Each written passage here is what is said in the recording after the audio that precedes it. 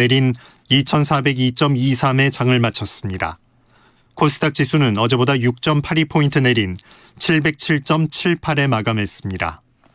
이번 주 3거래일 연속 하락했던 달러 대비 원화 환율은 다시 반등해 오늘 서울 외환시장에서 어제보다 12원 70전 오른 1377원 50전에 거래를 마쳤습니다. 날씨입니다. 오늘은 전국에 구름이 많이 낀 가운데 제주도에는 내일까지 5에서 40mm의 비가 내리겠습니다. 전남 남해안에도 빗방울이 떨어지는 곳이 있겠습니다. 수도권과 강원 영서, 충청, 전북, 경북, 대구 지역은 초미세먼지 농도가 내일까지 나쁨 수준을 보이겠습니다. 일라디오 5시 뉴스를 마칩니다. 지금까지 아나운서 김재홍이었습니다. KBS 대한민국 중심 채널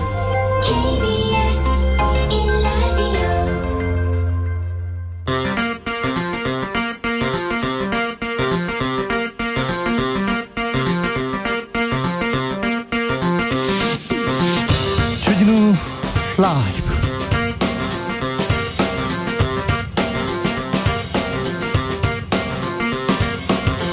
2022년 11월 10일 목요일입니다. 안녕하십니까, 주진우입니다. 더불어민주당이 정의당, 기본소득당과 함께 제출한 이태원 참사 국정조사 요구서 국회 본회의에 보고됐습니다. 민주당은 국민의힘이 거부할 경우 오는 24일 본회의에서 의결한다는 방침인데요. 이태원 참사 진상규명, 정치권에서 의지는 있는 걸까요? 김교흥 이태원 참사 진상조사단장에게 물어보겠습니다. 대통령실이 윤석열 대통령의 동남아 순방에 MBC 기자의 대통령 전용기 탑승을 허용하지 않겠다고 밝혔습니다. 국익이 걸려있기 때문이라고 얘기했는데요. 국익이라고요? 여기서 국익이 왜 나올까요? 언론단체들은 헌법이 규정한 언론 자유에 대해서 명백한 도전이다, 공동 성명을 냈습니다. 자세한 내용 기자들의 수다에서 짚어보겠습니다. 대선 전초전인 미국 중간선거 끝났습니다. 워싱턴 정가의 시선은 오는 2024년 대선에 쏠렸습니다. 북한은 탄도미사일 발사 도발 재개했고요.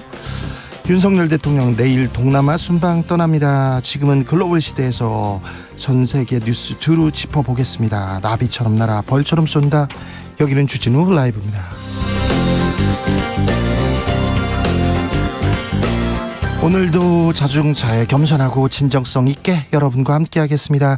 날이 포근해서 그럴까요? 미세먼지가 말썽을 부립니다. 서울 뿌연해요, 뿌연해. 올 가을 들어 처음 초미세먼지주의보 발효 중입니다. 서울은 야외에서 마스크 잘 쓰셔야 되고요. 목 관리 좀 잘 하셔야 됩니다. 코로나19로 잠시 주춤했던 독감 같은 호흡기 질환도 다시 유행한다고 합니다. 그러니까 목 관리 잘 하셔야 됩니다. 요즘 같은 날 나만의 목 관리 방법이 있나요? 알려주십시오. 제 친구가 담배를 4갑씩 피웠어요. 같이 붙어있는 친구가. 그래가지고 근데 그 사람은 목이 안 아픈데 저는 목이 아팠거든요. 그러니까 친구를 잘 사귀어야 됩니다. 김어준 나 참. 그래가지고 저는 미세먼지만 불어오면 목이 아픕니다. 네, 그래서 여러분도 조심하셔야 됩니다. 자, 환절기, 목감기 목 관리 어떻게 하는지 샵 9730 짧은 문자 50원, 긴 문자는 100원이고요.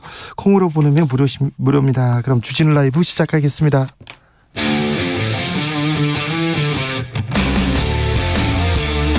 탐사보도 외길 인생 20년. 주 기자가 제일 싫어하는 것은?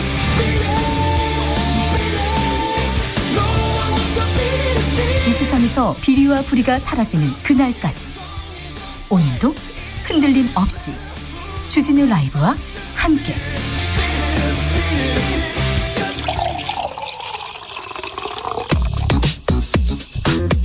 진짜 중요한 뉴스만 쭉 뽑아냈습니다. 주스 정상근 기자 어서 오세요. 안녕하십니까. 대통령실이 전용기에 MBC 타지 마라 이렇게 했습니까? 네, 윤석열 대통령은 내일부터 다자회의 참석을 위해 동남아시아 일대를 순방하는데요. 그런데 대통령실이 MBC의 전용기 탑승을 허용하지 않겠다라고 통보했습니다. 대통령실 측은 전용기 탑승은 외교 안보 이슈와 관련해 취재 편의를 제공해 오던 것이다라면서 최근 MBC의 외교 관련 왜곡 편파 보도가 반복된 점을 고려해서 취재 편의를 제공하지 않기로 했다라고 밝혔습니다. 윤석열 대통령도 오늘 얘기했어요? 네, 오늘 아침 기자들과 만난 자리에서 관련 질문을 받고 대통령이 국민들의 세금을 써가며 해외 순방을 하는 것은 그것이 중요한 국익이 걸려있기 때문이다라면서 외교안보 이슈에 관해서는 취재 편의를 제공한 것이라는 차원에서 받아들여주면 되겠다라고 말했습니다. 언론 단체들 강하게 반발했습니다.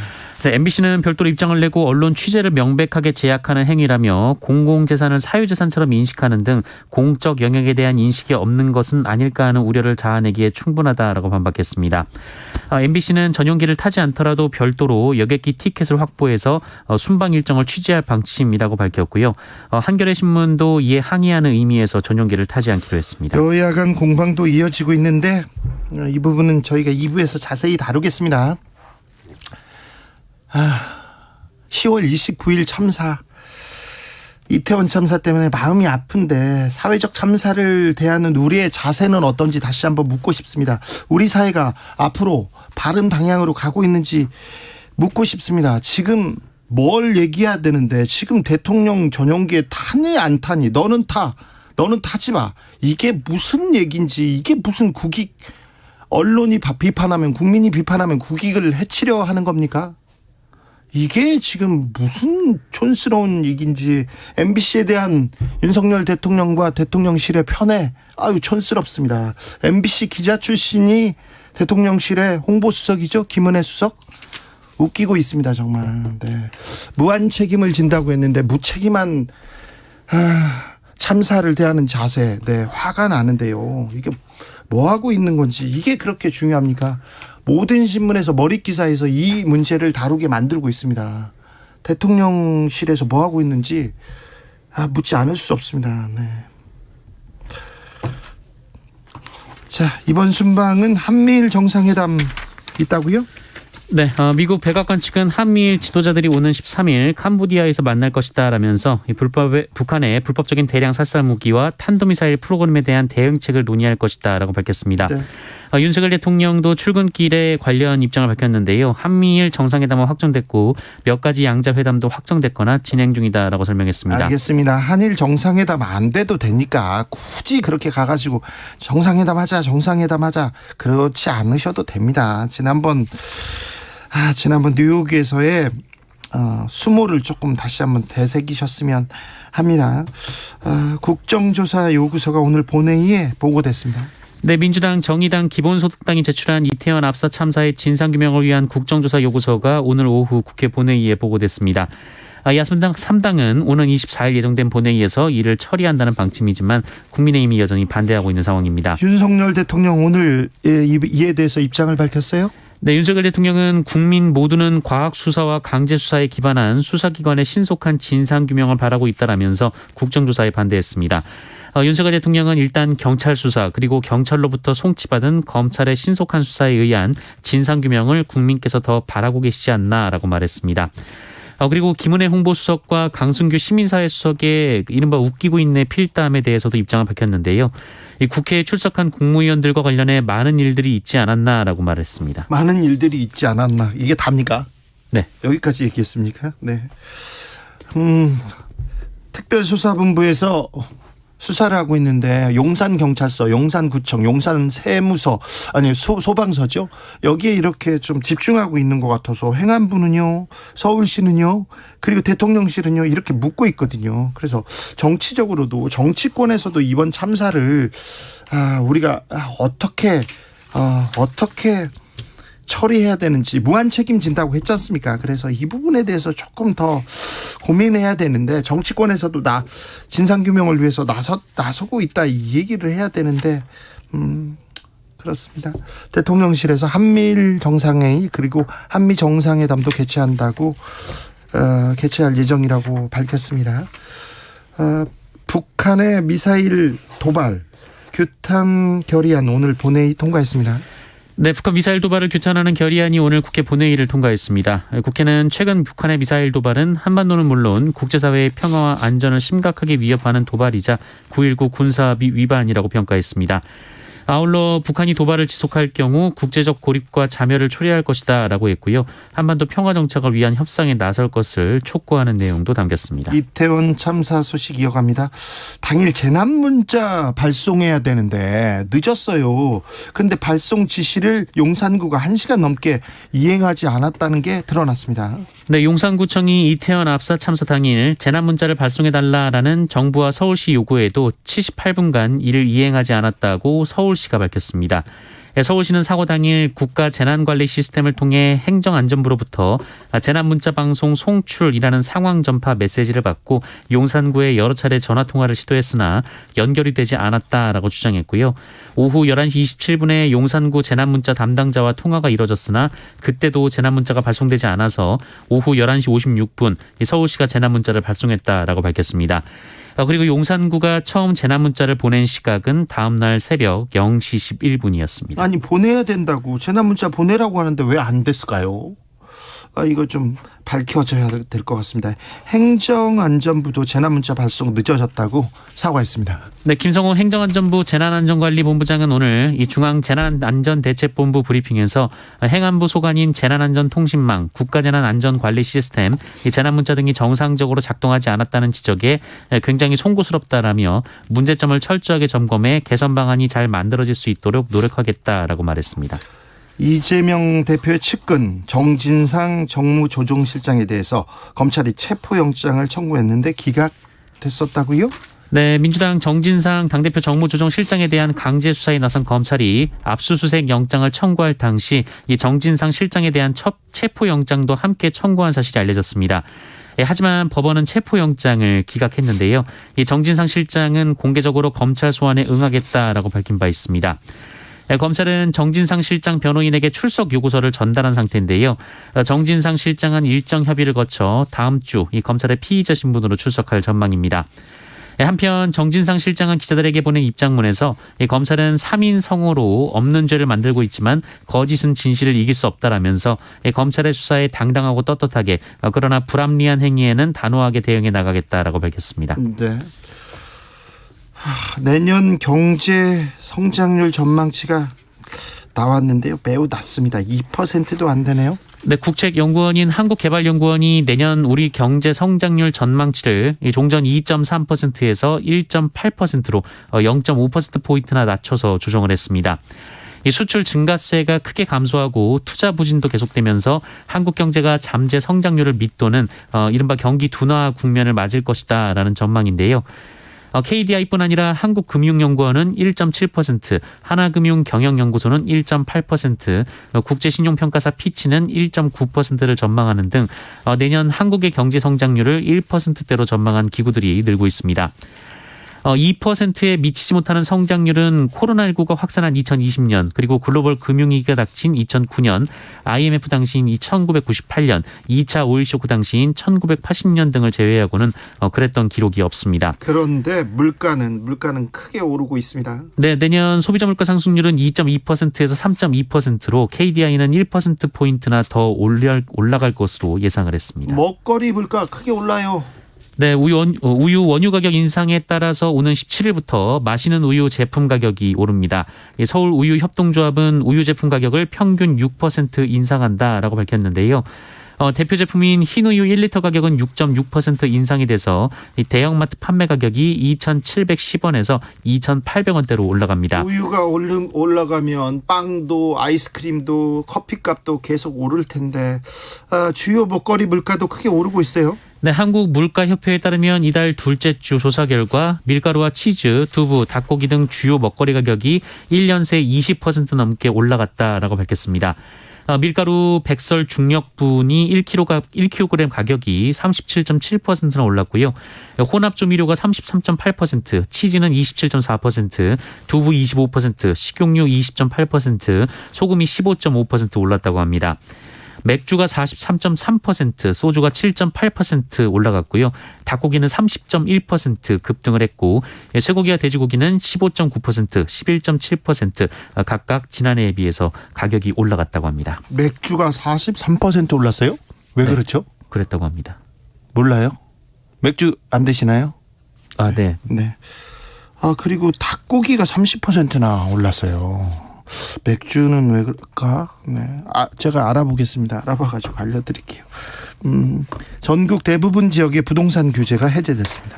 네, 서울과 과천, 성남 일부 지역과 하남, 광명 등을 제외한 전국 전 지역이 부동산 규제 지역에서 해제가 됩니다. 특히 지난 9월 규제 해제 대상에서 제외됐던 경기도 전역과 인천, 세종도 2달 만에 모두 규제 지역에서 풀리게 됩니다. 정부는 오늘 오전 추경호 경제부총리 겸 기획재정부 장관 주재로 열린 제3차 부동산 관계장관 회의를 통해 이같이 결정했는데요. 최근 고금리로 집값 하락 지역이 늘고 거래 침체가 장기화하며 미분양이 늘어나는 등 부동산 시장이 냉각되면서 시장 경착륙을 막기 위한 조치라고 설명했습니다. 네, 규제 지역 해제는 관복 해제가 완료되는 오는 14일 0시를 기해 효력이 발생하는데요. 규제 지역에서 해제되면 대출과 세제, 청약, 거래 등 집을 사고 파는 전 과정에서 관련 규제가 크게 완화됩니다.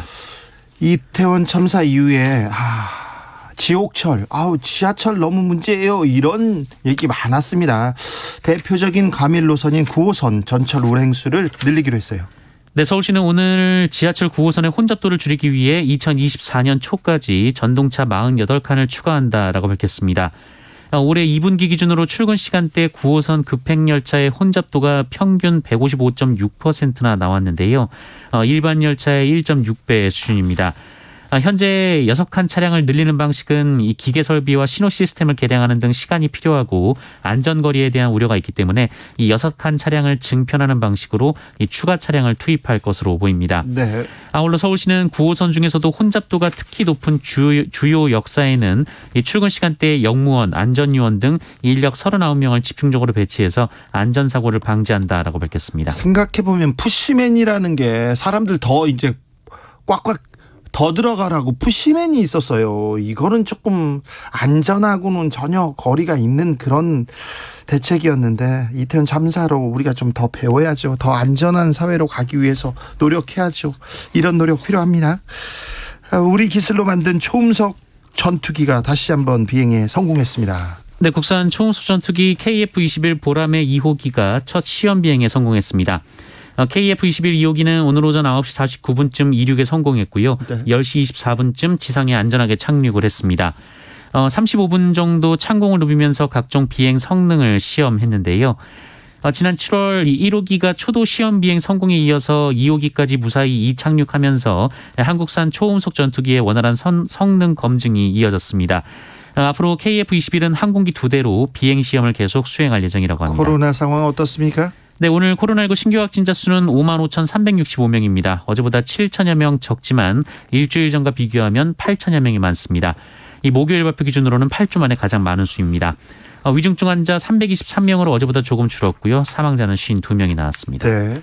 맥주의 주재료 홉밀 가격이 지난해보다 최대 60% 올랐답니다. 그리고 코로나 여파로 운송비까지 올라서 맥주값이 많이 올랐답니다. 맥주 캔을 만드는데 필요한 알루미늄 가격도 작년에 비해서 55% 올랐다고 합니다. 그래서 맥주값이 40%대 이렇게 올랐습니다. 그리고 속보 말씀드립니다. 손흥민 선수 일단 국가대표로 선발한다는 대표팀의 뉴스가 있었습니다. 주스 정상근 기자 함께했습니다. 고맙습니다.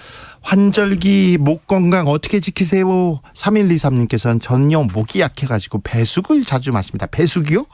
냄비에 배, 대추, 도라지, 생강, 꿀을 넣고 1시간 푹 고아서 뜨끈한 차를 마시면 답답한 목에 정말 좋습니다. 주 기자님 오늘 퇴근하시면 꼭 해보세요.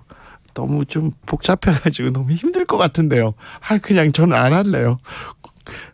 네, 0789님 고3 학부모입니다. 다음 주 수능이라 혹시 코로나 걸릴까봐 독감 걸릴까봐 조마조마합니다. 도라지, 배, 꿀 넣고 끓여가지고 자주 먹고 있어요. 주 기자님도 목이 생명입니다. 조심하세요. 네, 도라지, 꿀. 네, 알겠어요. 1582님 따뜻한 물에 꿀을 한 스푼 타서 마시면 감기도 안 걸리고 목이 편안합니다. 3678님 저는 목을 스카프로 감싸고 따뜻한 물을 자주 마시고 목소리를 아껴야 합니다. 이렇게 얘기합니다. 0147님 각을 자주 하고요. 생강차 자주 마십니다. 미세먼지 코로나 사라져라 얘기하는데. 네. 4598님 주 기자님도 목소리 좋지 않네요. 아프지 마세요. 지난주 저 아플 때 친절하게 대준 병원 업무과 간호사 선생님, 의사 선생님 커피 11개 사서 선물했어요. 아팠는데 잘해줘서 고마웠어요 얘기합니다. 네. 9376님 주 기자님 목소리 이상해요. 깔깔하신데요. 목 감기신가요? 그 미세먼지 때문에 그런 것 같아요. 저는 미세먼지가 오기만 해도 목이 좀 안 좋습니다. 네. 아니 김어준은 담배를 그렇게 피우는데 목은 제가 아파요. 너무 이상하더라고요. 또 김어준 친구가 있는데요. 짝꿍이 있는데 더 많이 피우는 거예요. 그럼 목이 또 제가 아픈 거예요. 그래서 7356님 주 기자님 목소리도 변하시고 얼굴도 안 좋아요. 요즘 많이 힘드시죠? 네. 뉴스를 전하는 게 좀 죄스러워요.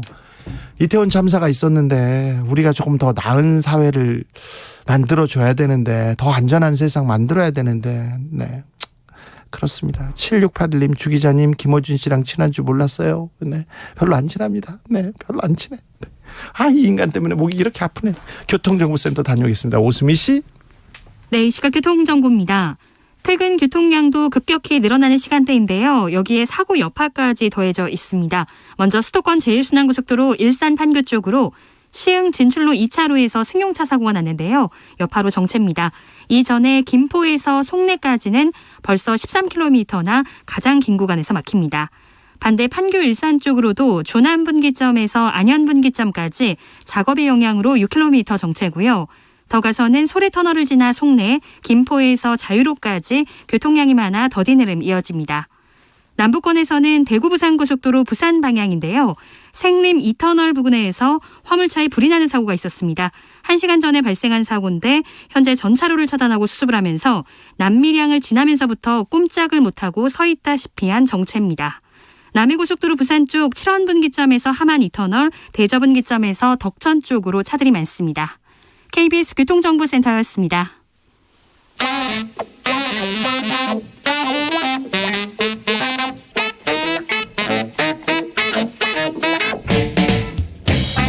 세계는 넓고 이슈는 많다. 우리의 시야를 국제적으로 넓혀보겠습니다. 국내 뉴스, 국제 이슈 다 덤벼라. 지금은 글로벌 시대.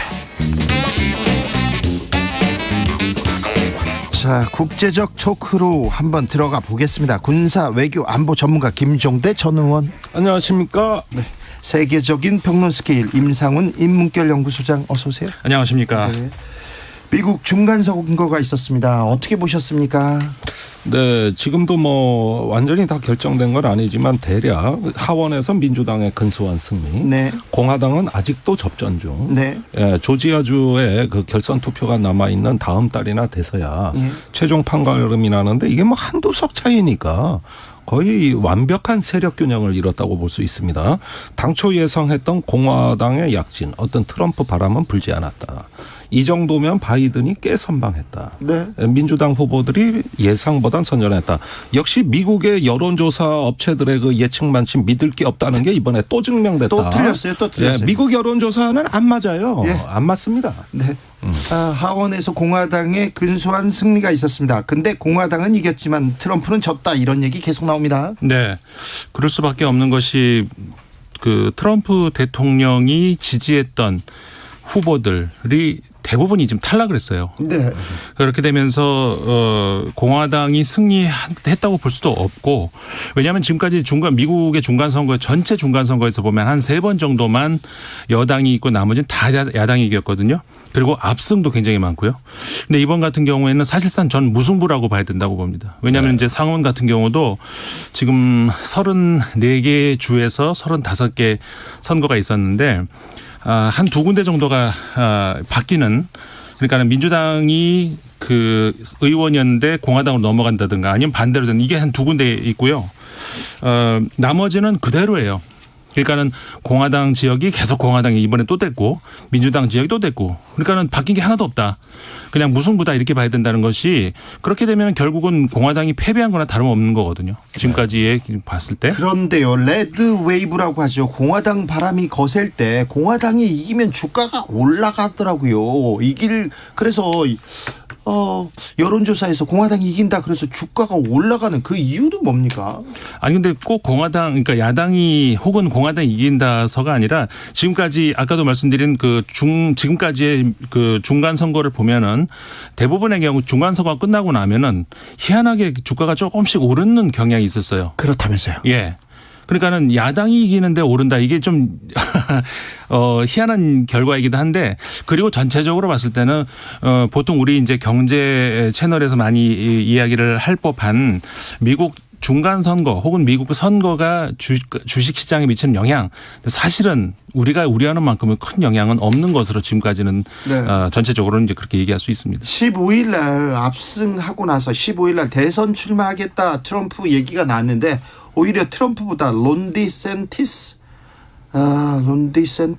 플로리다 플로리다 주지사가 부상하고 있습니다. 이건 어떻게 봐야 됩니까? 그러니까는 그 공화당 내부에서 아직까지는 가장 세력이 높은 정치인이다라고 하면 트럼프 전 대통령이 맞습니다. 근데 아까 말씀드린 것처럼 트럼프 대통령이 밀었던 후보들이 이번에 결선에 진출한 데까지는 힘이 있었어요. 공화당 내부에서는 힘이 있다는 얘기죠. 그런데 미국의 그 중간 지역 그러니까는 중도 소위 말해서 중도층 이 유권자들한테는 전부 선택을 못 받았거든요. 이렇게 되면서 이 확장성에 문제가 있다. 그런데 반대로 지금 플로리다 주지사 같은 경우에 어떻게 보면 공화당 내부에서 트럼프 전 대통령하고 대척점에 서 있는 인사인데 이번에 압도적인 그런 승리를 거뒀단 말이죠. 네. 그렇기 때문에 공화당 내부에서는 이거 갈아타야 되는 거 아니냐 이런 목소리들이 서서히 나오기 시작한다는 것이죠. 네, 그렇지만은 이 디센티스 플로리다 주지사 아주 신중한 행보를 보이고 있어요. 지금 잘못 또 대권에 대한 어떤 그 어떤 그 의지를 표시했다가는 오히려 역풍이 부는 걸 걱정하는 것 같고 임기가 시작되는 이제 재선 임기죠. 내년 1월보다도 더 늦게 5, 6월쯤 돼야 아마 결심을 할 것 같다. 이런 관측도 나오고 있고요. 사실은 그 트럼프가 워낙 강적이기 때문에 이럴 때 어떤 서서히 우회로를 찾아가지고 좀 야금야금 잠식을 해야지 지금 트럼프한테 대들었다가는 오히려 코뼈가 부러질 수도 있다. 이런 내용입니다. 그래서 본인보다는 언론에서 집중적으로 띄우는 거 같아요. 본인은 별 얘기 안 하더라고요. 폭스뉴스 이런 데죠. 그래서 그 루퍼드 머독이 갖고 있는 언론 매체들 주로 보수적인 언론 매체인데 트럼프 대항마로 아주 집중적으로 띄우고 있습니다. 그런데 폭스와 트럼프도 관계가 나쁘지 않은데. 그러긴 하죠. 확장성에서 문제가 있다 보니까 말을 갈아탄다는 표현이 있지 않습니까? 네. 언론이 이제는 정치판을 짜주는 이런 면에서 아주 흥미로운 현상입니다. 잘 지켜보셔야 될 것 같아요. 네. 자, 미국 중간선거 끝났는데 우리한테 미치는 영향이 뭐가 좀 있을까요? 그래서 이 부분이 관심사입니다. 그러지만은 IRA 법안에 대해서 우리 외교부가 지난 여름에는 그 미국의 중간 선거 이후에나 재협상이 되지 않을까 이런 어떤 그 이야기를 했는데 중간 선거 이후에도 이 IRA가 우리한테 유리한 방향으로 재협상되리라는 전망은 지금 거의 나오지 않고 있습니다. 이게 또 우리한테는 아주 실망스러운 대목이고요. 이 외에도 우리한테 여러 가지 불리한 치과 어떤 과학법, 그 반도체법이라든가 바이오 행정명령이라든가 이런 부분에 대해서는 오히려 공화당이 더 국익 중심의 그렇죠. 산업 정책을 표방해서 더 나빠지지는 않으면 다행이 아닐까 이런 어떤 조금 비관적인 전망들이 나오고 있습니다. 네. 한국계 의원들도 약진했어요. 어떻게 보셨습니까? 아무래도 이제 그 미국에 정착한 그 한국인들 2세, 3세 이제 들어가면서 아무래도 이제 그 미국인들의 그 어떻게 보면은 그 주류 안으로 이제 서서히 들어가고 있다. 이렇게 이제 좋은 의미로 해석을 할 수가 있는 것이고. 그런데 이번에 같은 경우에 이제 한 분이 3선, 그다음에 두 분이 이제 재선 유력하다. 아직까지는 확정은 아닙니다. 유력하다 이제 이렇게 보여지는데 두 분이 공화당, 그 두 분이 민주당 아닙니까? 어떻게 보면은 그 한인 출신이다 이런 것보다는 그 본인의 그 소속 정당의 어떤 그 더 아이덴티티 그쪽으로 더 우리가 이제 생각을 해야지. 우리는 한국 사람 입장이니까 한국인들이 많이 당선되면 뭐 좋을 수는 있습니다만은 그것보다는 사실 본인들은 본인 소속돼 있는 정당에 더 이제 어떤 그 정체성을 더 가지고 있는 것이죠. 네, 그런데 저도 국회의원 할 때 의원외교 차원에서 미국에 가거든요. 네. 여러 당 의원들하고 같이 팀을 짜서 가는데 그때 그 북한 문제로 굉장히 한미 관계에 아주 역동적인 상황이었습니다. 문재인 정부에서. 네. 근데 미국에 가면은 의원들 약속 잡기가 참 힘들어요. 근데 앤디 김 의원을 통해서 미국 의회 돌아가는 사정도 좀 네. 알고 그리고 낸시 펠로시 하원 의장을 만날 때도 옆에서 배석을 해주니까 네. 그쪽에서 한국에 대해 오해하고 있는 걸 바로바로 옆에서 좀 이렇게 서포트를 해주더라고요. 예. 그래서 저는 개인적으로는 참 도움이 된다. 그렇죠. 예. 네. 그런 면에서는 우리가 또 하나의 그 소통 창로랄까 어떤 네. 그 라인을 구축하는 데 있어가지고 한국계 의원들이 많으면 우리 대사관이나 국회에서 각별히 신경 씁니다. 네. 그랬을 때 이제 스스럼 없이 이 얘기를 할 수 있고 또 이 양반이 나이가 젊고 네. 그때 당시에는 초선 의원이었기 때문에 굉장히 겸손하더라고요. 네. 예, 그래가지고 저는 비교적 도움이 많이 됐다. 한국말도 잘하십니다. 한국말 잘하죠. 예, 한국인하고 구별이 안 돼요.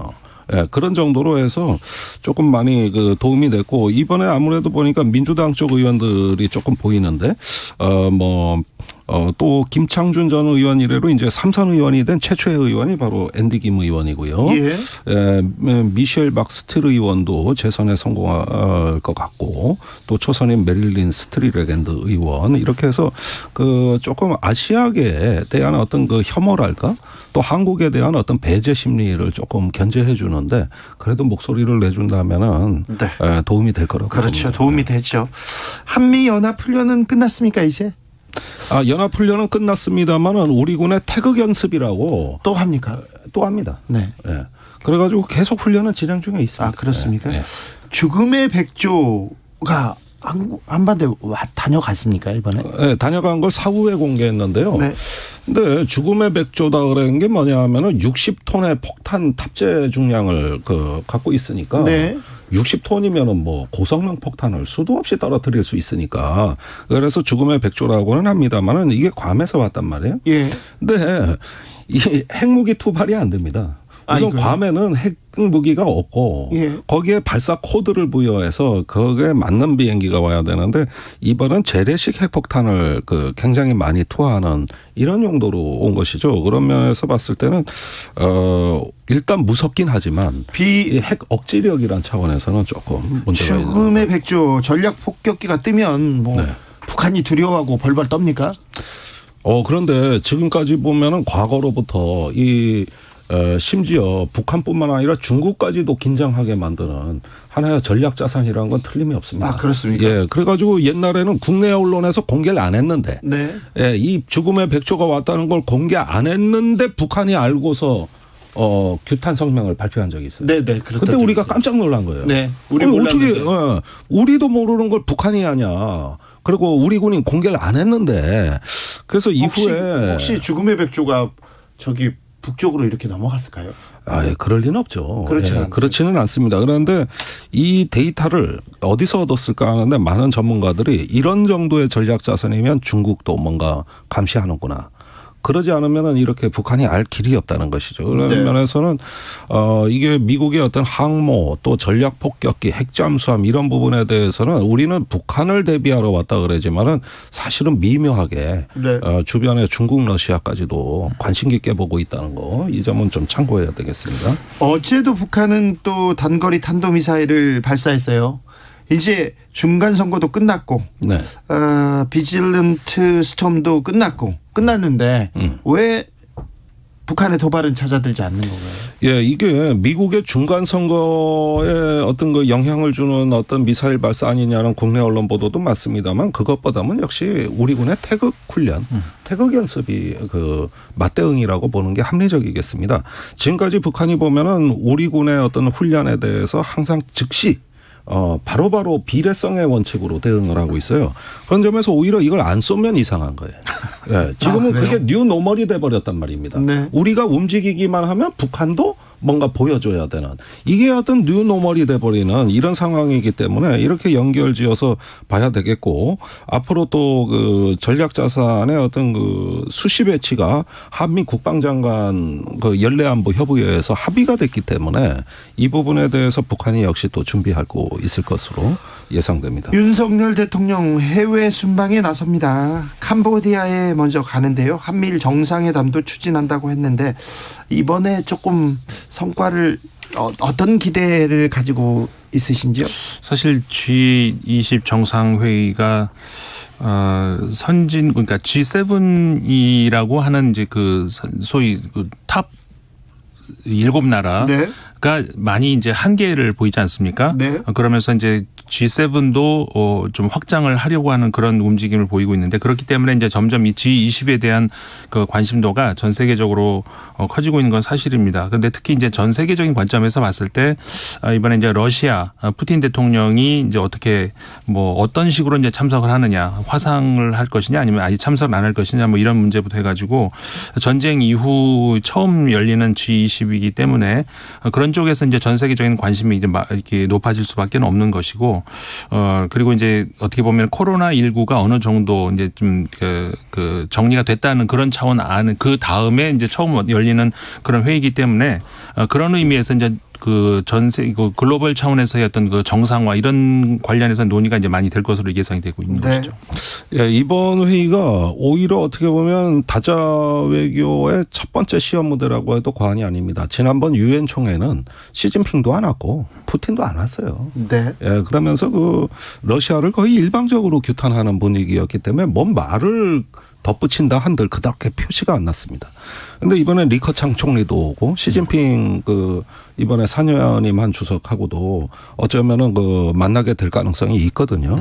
그리고 회의도 여러 건입니다. 이게 G20 정상회의뿐만 아니라 아세안 정상회의, 아세안 플러스 한중일 3 국가 추가되는 정상회의 뭐 해가지고 4박 6일간 굉장히 회의가 많은데 이게 다자 외교의 그 역동성이 오히려 저는 이번이 진짜 무대다. 네. 그다음에 푸틴과 시진핑이라는 또 리커창 총리도 온다 그래요. 리커창 총리하고는 이미 회동이 거의 뭐 성사가 된 것 같고 이렇게 보면 이게 진짜 실력이 드러나는 네. 정상회의 무대 아니냐.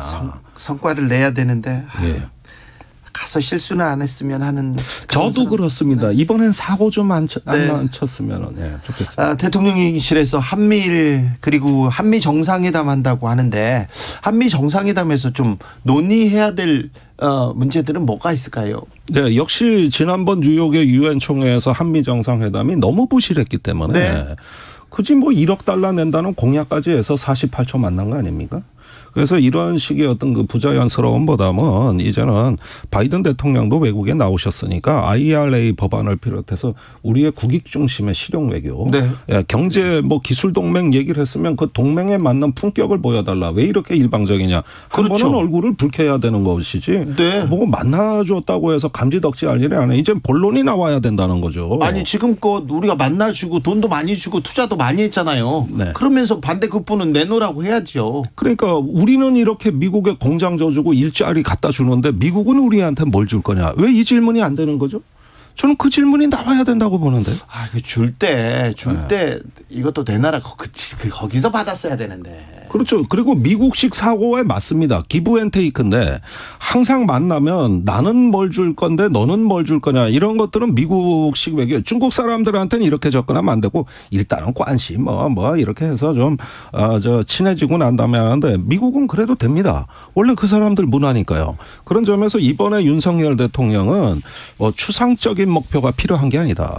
뭐 디지털 공급망 이런 여러 가지 얘기를 대통령실에서도 하고 있습니다만은 현안에 대한 명확한 의사 표시와 답변에 대한 요구 네. 이런 걸 좀 해봐야 그래야 경제 동맹도 되고 기술 동맹도 되는 거지. 사실상 유엔 총회에서는 시간이 없었죠. 네. 그런 정도는 우리가 이제 이해를 좀 양보를 할 만한데 언론 입장에서도 그러면 이번에는 이제 그 시간이 없어서 뭐 그럴 어떤 명분은 없는 거거든요. 실질적인 그 성과를 얼마큼 내주는지 이번에 이제 좀 주목을 해봐야 될 것 같습니다. 걱정도 되고 기대가 되기도 하는데요. 잘해주고 오셨으면 좋겠어요. 그런데 순방을 가는데 오늘 또 뉴스가 나옵니다. MBC 출입기자 전용기 탑승 허용하지 않는다. 이 기사 보고 어떤 생각 드셨습니까, 김종대 의원님? 제가 참 오늘도 다른 방송 가서 이 주제 다루는데 속에서 뭔가 천불이 올라옵니다.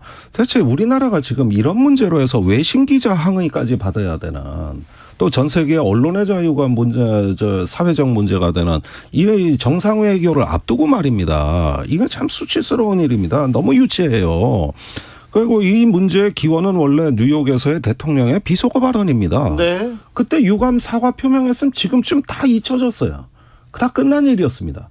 그런데 그것이 MBC에 대한 어떤 각종 고소고발이라든가 질문 공세, 또 항의 시위 이런 걸로 확전이 돼버리고 이번에는 더 확전이 된 게 모든 언론하고 지금 싸움이 붙게 생겼단 말입니다. 그러게요. 예. 자꾸 이렇게 문제를 키워가는데 정말 다자정상회의에서 국익이 중요하고 정말로 우리가 외교가 어떤 우리한테 중차대한 국가 대사라면 이런 문제가 생겨서는 안 되는 거죠. 오히려 그게 국익이죠. 그런데 오늘 대통령께서는 왜 MBC를 비행기에 안 태우나 이러니까 국익 때문이었다. 저는 그게 무슨 말인지 모르겠어요. 왜 그렇게 이야기를 하는지 그 뜻을 모르겠습니다. 한겨레 신문에 이어서 경향신문도 대통령 전용기 이용하지 않기로 했습니다. 주진우 라이브도 이용하지 않겠습니다. 네. 2017년도에 네. 우리가 미국에서 이제 유사한 일이 있었거든요. 그러니까요. 네. 트럼프 지금 스타일을 따라가는 것 같아요. 그러니까 그 데자뷰라는 생각이 들었던 것이 당시에 그 백악관에서도 뉴욕타임스, CNN 이게 일부 기자들 들어오지 마라. 네. 그리고 이제 폭스뉴스라든가 일부 이제 보수 매체만 보수도 아니고 이제 극우 매체들이 들어오고 이렇게 한 그걸 보면서 참 미국이란 나라가 이게 어떻게 이렇게까지 망가졌나 그런 기억이 나거든요. 네. 그거를 지금 5년 후에 한국에서 또 보게 될 줄은 정말 이게 이슈 우리가 다뤄야 될 만한 이슈인가요? 이런 그러게요. 거를 뉴스 시간에 다뤄야 되나요 우리가? 아니 지금 이 기사가 머리 기사가 됐어요. 내일 순방을 하는데 그렇죠. 해외 순방을 하는데 우리 대통령이 가서 어떤 성과를 내고 어떤 기대가 있다 이런 얘기를 해야 될 거 아닙니까? 이번에는 미국 대통령 만나서 어떤 얘기하자. 일본 대통령 만나면 일본 총리 만나면 뭐 무슨 얘기를 해야 된다. 이런 얘기가 나와야 되는데 지금 언론의 자유 너는 타지 마. 에이, 이게 그러니까 그게 그 트럼프의 그때 언론과의 전쟁의 내막을 취재한 게 바브 우드워드 기자의 공포라는 책이에요. 여기에 참 뭐 아주 극적인 장면이 많이 있는데 바브 우드워드 기자에 의하면은 트럼프 대통령이 FBI 국장을 불러서 언론사 기자들 잡아들여라. 수사해라. 이런 압력도 넣었다는 거 아닙니까? 그게 주로 CNN 쪽이고 뉴욕타임즈 쪽인 것 같은데 그런데 이거를 바브 우드워드 기자는 행정 권력의 신경쇠약 현상이다. 이렇게 진단을 합니다. 그러니까 굉장히 지금 그 국내의 어떤 정쟁의 꼭지점에 대통령실이 서 있으면서 나타나는 행태가 이 바브 우드워드 기자의 진단대로 하면은 행정 권력의 신경쇠약 현상이에요. 그러지 않으면 이런 소모적인 논쟁이 왜 벌어집니까? 있을 수 없는 일이죠. 대통령실 기자단에서 MBC 전용기 탑승 배제 강한 유감 철회를 요구했습니다. 그런데 받아들여질 가능성은 별로 없습니다. 국익 얘기를 했는데 언론에서 비판적이라는 이유로 국민이 비판적인 이유라고 비판한다고 해서 국익을 해치려 한다 이렇게 이해하는 거는 굉장히 잘못된 거죠.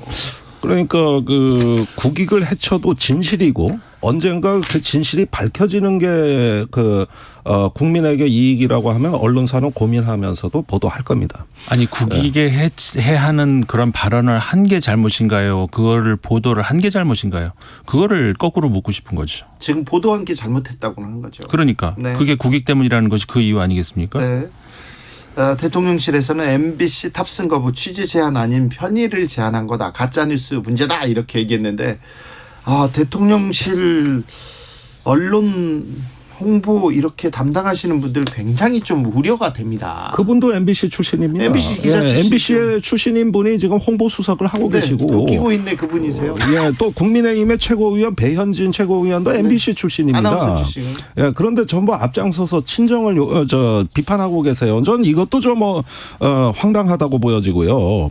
그다음에 이번에 그 취재 제한이 아니라 그랬는데 많은 취재가 대통령 전용 기한에서 이루어집니다. 그 얘기 들으려고 가는 거예요, 사실. 그렇습니다. 네. 거기서만큼 내밀한 얘기 또 가까이서 볼 수 있는 기회가 어디 그렇게 흔합니까? 네. 예, 그래서 그 순방에 대한 의미와 결과도 대부분 전용기 안에서 그 설명이 되는 것이고 또 이 전용기라고 하지만은 이게 대통령실 소속이 아니라 공군 1호기입니다. 아니 그리고 전용기라고 해서 대통령 자가용이 아니에요. 예, 자가용이 아니에요. 이건 공적 목적으로 쓰라는 거지. 그 이렇게 편가르고 사유화하라고 쓴 거 아닙니다. 너 타지 마. 이게 뭔지 이게 삐졌어. 이게 무슨 얘기인지 참. 아무튼 대통령 나가서 캄보디아, 태국, 필리핀 정상 만나게 됩니다. 그리고 여러 정상들 만나게 되는데 지금 필요한 거는 뭘까요? 국제 위기라고 합니다. 경제 위기인데 그 위기에 조금 대처하는 모습, 국익을 위한 외교 이런 게 필요할 텐데요. 그렇습니다. 뭐 좀 전에 미국의 대선 이야기도 했습니다만은 미국 대선에서 가장 이슈가 됐던 것이 이제 국민들이 꼽았던 것이 바로 인플레이션으로 대비되는 네. 경제 위기 네. 그런 것이고 지금 유럽도 마찬가지로 서유럽은 물론이고 그 유럽 전역이 그 인플레이션으로 이제 비롯되는 어떤 그 경제 위기 그다음에 에너지 위기 이런 것들로 굉장히 힘들어하는 그런 상황이거든요. 전 세계가 이제 그런 그 위기에 처해 있는 그런 상황인데 이랬을 때 사실은 우리가 그 코로나 시국에서도 전 세계적 위기를 우리가 이제 기회로 삼아서 돋보이는 그런 국력을 보여준 바가 있었는데 어떻게 보면 상대적으로 유럽이라든가 이런 다른 선진국들에 비해서 에너지 위기를 우리는 좀 덜 겪고 있거든요. 네. 근데 그때 생각이 많이 나요. 이제 코로나 위기를 역으로 우리가 이제 그 기회로 삼았던 이런 어떤 그 국력에 그 보여줄 수 있는 그런 기회는 없을까 그런 아쉬움이 있는데 어쨌든 뭐 이번에 다시 한번 기대를 좀 해봐야 되겠죠. 저는요 그런 경제 문제도 많이 논의되겠습니다만 이 경제가 이렇게 위기로 간 거는 안보 문제, 지정학의 문제에서 기인한 바가 매우 큽니다. 그렇게 보면 이번에 남중국해와 대만 해협에 대해서 어떤 표현들이 나올 것이냐.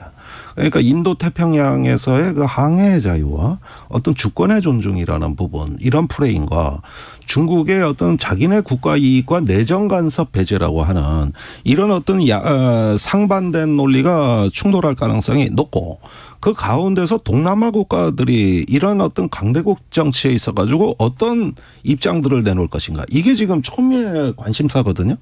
그런 면에서 보면은 지금까지 어떤 그 이 지역 차원에서 운영돼 왔던 국제기구들의 지금 효능이 거의 다 소진되고 무력화되는 상황에서 이 아시아 인도 태평양에서의 어떤 편가르기 또는 거기에 대해서 이걸 어떻게든 각 국가들이 대응하느냐에 따라 다양한 모습들이 나올 거다.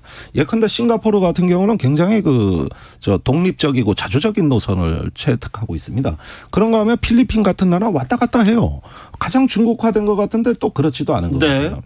그리고 이제 베트남이라든가 말레이시아라든가 인도네시아 같은 사실은 이 중에서는 민주주의 국가는 없거든요. 그런데 이런 국가들이 지금 어떤 그 중국과 미국 사이에서 어떤 태도를 취하는가 이게 앞으로 우리의 그 문재인 정부 시절로 얘기하자면 신남방 정책을 가늠하는데 매우 중요한 포인트다. 그런 점에서 윤 대통령이 적절하게 균형 외교를 좀 했으면 좋겠는데 여기서 또 윤 대통령이 이제 자유를 강조하시고 또 어떤 그 한미일 그 안보 협력이나 이쪽만 강조할 게 아니라 이번에 상대가 다른 만큼 조금 더 유라시아 어떤 인도 태평양을 넘어 아시아로 대륙으로 이렇게 조금 우리의 그 시야를 확장해 들어가는 다자 외교에 좀 진면목을 보이시라. 네. 그런 걸 주문하고 싶어요. 임 소장님, 네. G7 국가들과 브릭스 국가들의 소프트 파워 측면에서 차이가 있다 이렇게 분석했는데 어떤 얘기입니까? 우리나라는 어느 정도 수준에 와 있습니까? 지금 안 그래도 방금 그 김종대 의원님께서 말씀하셨던 그 내용 안에서 이번에 또 그러니까는 그 필리핀과 관련해서도 이제 지금 방금 말씀하시고 그랬는데 중국 같은 경우에 동남아시아와 관련해서의 정책이 이제 대표적으로 필리핀과 그 남중국해 관련해서 벌어졌던 그런 일도 있었는데 거기서 그 중국은 소위 말해서 하드 파워 그러니까는 우리는 이만큼 힘이 있다 너희 비켜 남중국해 우리 거고 그렇게 나가면서 하면서 결국은 이 소프트 파워 이런 강조를 시진핑 주석이 많이 함에도 불구하고 이 필리핀에서의 중국의 소프트 파워는 아주 대거 하락하는 그런 영향을 빚었던 그런 결과를 빚었던 이런 일이 있었거든요. 결국 이거 다자 외교에서 확보를 해야 되는 것들도 이제 그런 것들인데 결국은 그 중국이 잃고 있는 그런 소프트 파워의 그러니까 힘 이런 것들이 이제 이번에 그 우리나라에서 어떻게 보면은 얼마 전에 참사가 있었습니다만은 예. 이런 문제들이 결국 소프트 파워의 힘 이런 것들이 어떻게 이제 작용할 수 있는지 그런 그 내용들을 제가 최근에 한번 그 기고를 했었던 거죠. 네. 우크라이나 상황은 어떻게 돌아가고 있습니까? 그 헤르손 남부 지역 있잖아요. 네. 그 동부 지역에서 러시아가 많이 그 최근 들어와가지고 영토를 다시 탈환당하는 그런 일이 있었죠. 근데 이제 남부를 우크라이나가 집중하는 그런 과정 속에서 남부의 전략지라고 하는 헤르손이 드니에프로 강 이 서쪽에 있는데 그 강이 어떻게 보면 우크라이나에서는 상징적인 강인데 네. 서쪽하고 동쪽하고 굉장히 그 뭐라 그럴까 국민 정체성도 다릅니다. 근데 그게 굉장히 전략적인 지역인데 여기를 점령했던 러시아가 최근에 여기를 철수하겠다 이렇게 발표를 했어요. 실제로 병력이 모두 나갔는지는 아직은 확인이 안 되고 있는데 우크라이나 입장에서 신중한 입장입니다. 아직 병력은 안 나간 것 같다. 근데 분명히 러시아 국방부에서는 철수 명령을 내렸어요. 이렇게 되면은 이 헤르손이 굉장히 중요한 지역이라는 것이 크림반도와도 연결되는 그런 부분이거든요. 이게 근본적으로 러시아의 어떤 그 전략적인 그 변화가 있을지 며칠 정도 좀 더 두고 봐야 되는 그런 문제인데 만약에 그런 그 전략적인 근본적인 변화가 있다라고 한다 그러면은 러시아 입장에서는 정말 심각한 타격을 입고 있는 건 맞구나.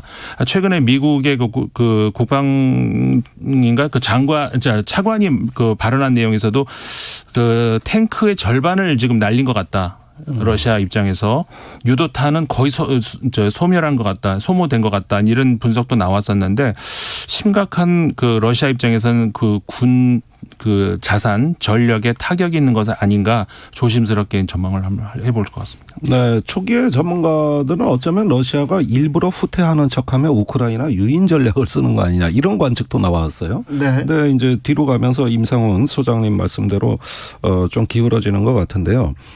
그러나 러시아가 아직까지 실전에 내놓지 않은 무기가 의외로 많습니다. 그러니까 지금 말씀하신 무기들은 재래식 무기가 거의 소진됐다는 거거든요. 그러지만은 그 극초음속 미사일도 지금 꾸준히 생산이 되고 있고 또 인공지능 드론이라든가 여러 가지 전략 무기들이 남아 있기 때문에 재래식 전쟁을 차원이 다른 전쟁으로 또 전환시키는 다른 식의 도발의 가능성이 있다. 네. 이런 점에서는 이 전쟁은 일시적인 상황이면서 또 네. 동시에 차원이 다른 전쟁으로 진입하는 또 변곡점이 될 수도 있다는 가능성. 김종대, 임상훈 두 분 감사합니다. 고맙습니다.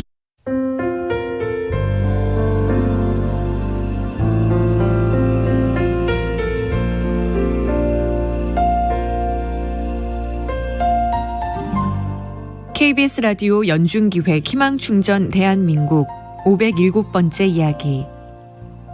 안녕하세요. 아나운서 이현주입니다. 11살 유찬이는 7년 만에 엄마와 함께 살게 돼서 기쁩니다. 유찬이가 4살이 됐을 때 이혼을 선택했던 부모님. 그때부터 유찬이와 두 누나는 할머니 댁에서 자랐습니다. 유찬이는 할머니에게 사랑을 듬뿍 받았지만 이별을 감당하기엔 너무 어렵기에 엄마에 대한 그리움이 사라지지 않았습니다. 결국 극심한 분리불안 장애가 생기고 말았는데요. 그런 유찬이만큼이나 마음고생이 많았던 엄마는 어려운 형편이지만 아이들과 함께 살아보기로 결심했습니다. 9평 남짓한 원룸에서 새로운 생활을 시작한 유찬이네 가족을 위해서 여러분이 따뜻한 관심을 보내주세요.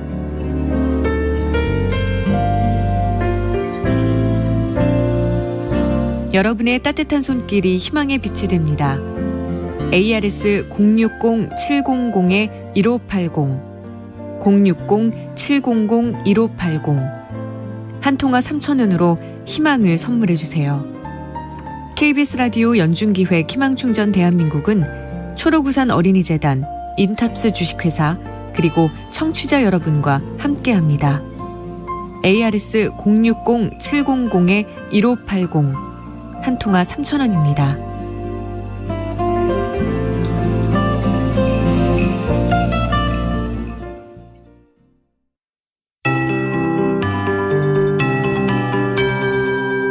KBS 58분 날씨. 종일 공기가 탁했습니다. 지금도 먼지 농도가 강원 동해안과 전남, 제주도를 제외한 전국 대부분 지방에서 나쁨으로 나타나고 있고요. 특히 서울과 경기 중남부, 충북과 전북 북부에는 초미세먼지 주의보가 발효 중인 가운데 먼지 농도가 평소보다 2~3배가량 높은 상태입니다. 바람이 불어야 대기 확산이 원활해져서 먼지도 날아갈 텐데요. 내일도 대기가 정체되면서 초미세먼지 농도가 많은 지역에서 나쁨으로 오를 전망입니다. 이 먼지는 주말부터 점차 해소될 것으로 예상됩니다. 오늘 밤 전국의 하늘에 가끔 구름이 많이 끼겠고 내일은 차차 흐려지겠습니다. 제주도는 내일까지 5에서 10mm 정도의 비가 내리겠고요.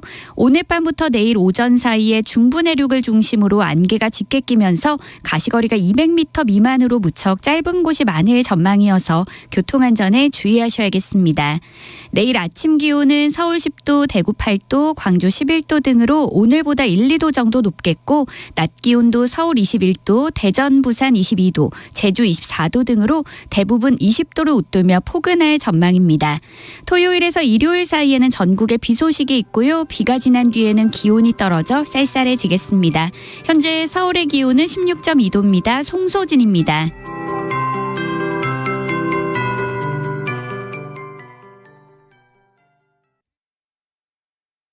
정성을 다하는 국민의 방송 KBS가 6시를 알려드립니다. AM 711kHz, FM 97.3MHz, KBS 1라디오입니다. HLKA.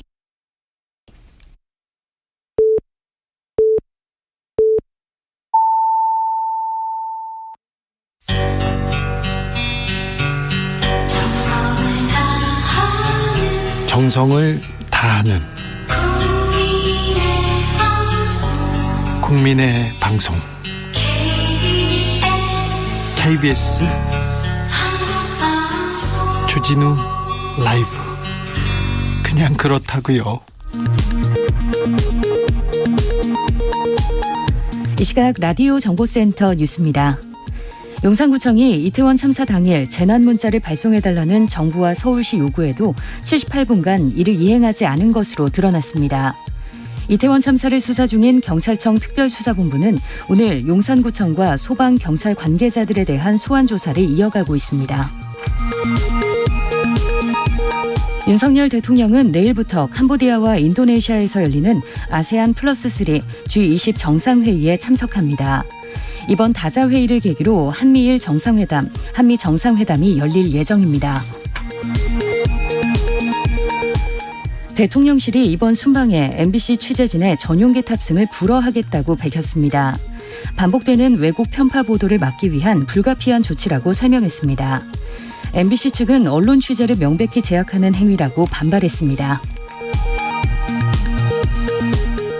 서울 25개 구와 과천 등 경기 4곳을 제외한 전국 모든 지역이 규제 지역에서 해제됐습니다. 지난달 발표됐던 각종 금융규제 완화 조치도 앞당겨 시행됩니다.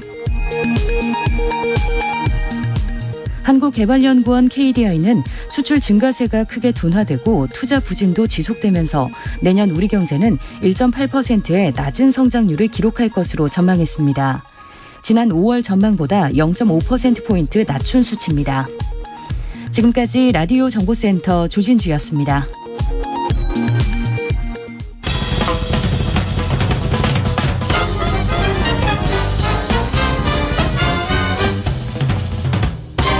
훅 인터뷰.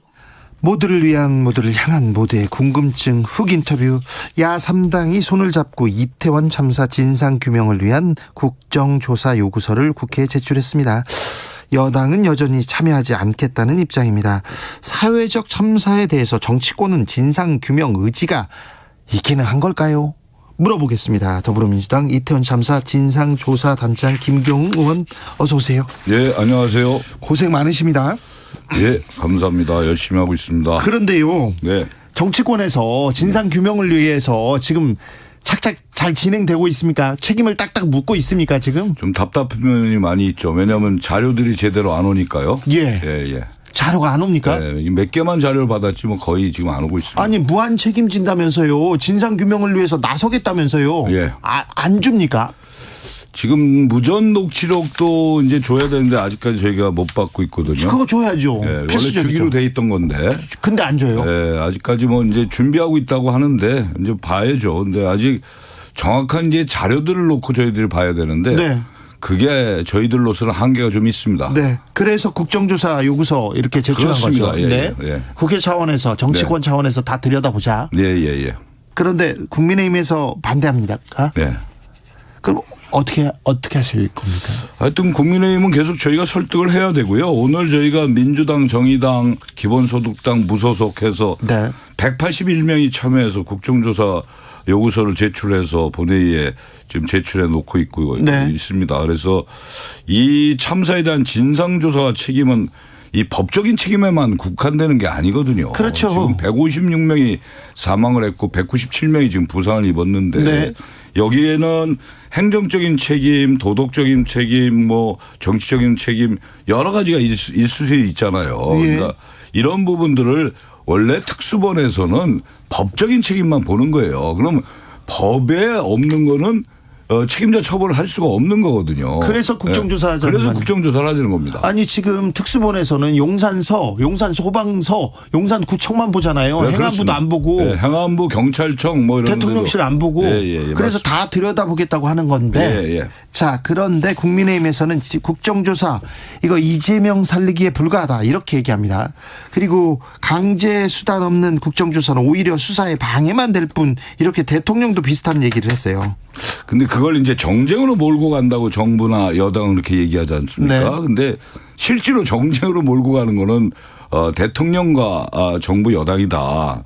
저는 그렇게 보고 있습니다. 왜냐하면 이 참사가 일어났으면 대통령께서 빨리 참사의 원인은 뭐고 이 대책은 어떻게 세워야 되고 책임자는 어떻게 하겠다라고 하는 것을 포함해서 사과가 돼야 되는데 며칠 전에 회의를 통해서 사과를 하지 않았습니까? 네. 이것도 문제고 또 행안부 장관이나 여기에 책임 있는 경찰청장, 서울경찰청장, 뭐 용산서장 다 빠르게 경질이 됐어야죠. 그리고 서울시장과 용산구청장 같은 경우는 이 자기들이 정치적 책임을 져야 되는 거고 네. 이런 부분들이 진행이 돼야 국민들이 그래도 정부를 신뢰하고 이 수사하고 있는 부분에 대해서 눈여겨보지 않겠습니까? 그 어느 것도 누구도 책임지지 않았습니다. 오히려 여당을 보면은 총리가 농담이나 하고 있고요. 예. 장관이 망언이나 하고 있고 또 희생자를 이 사망자로 참사를 뭐 사고로 이렇게 축소한다든가 얼마 전에 운영위에서는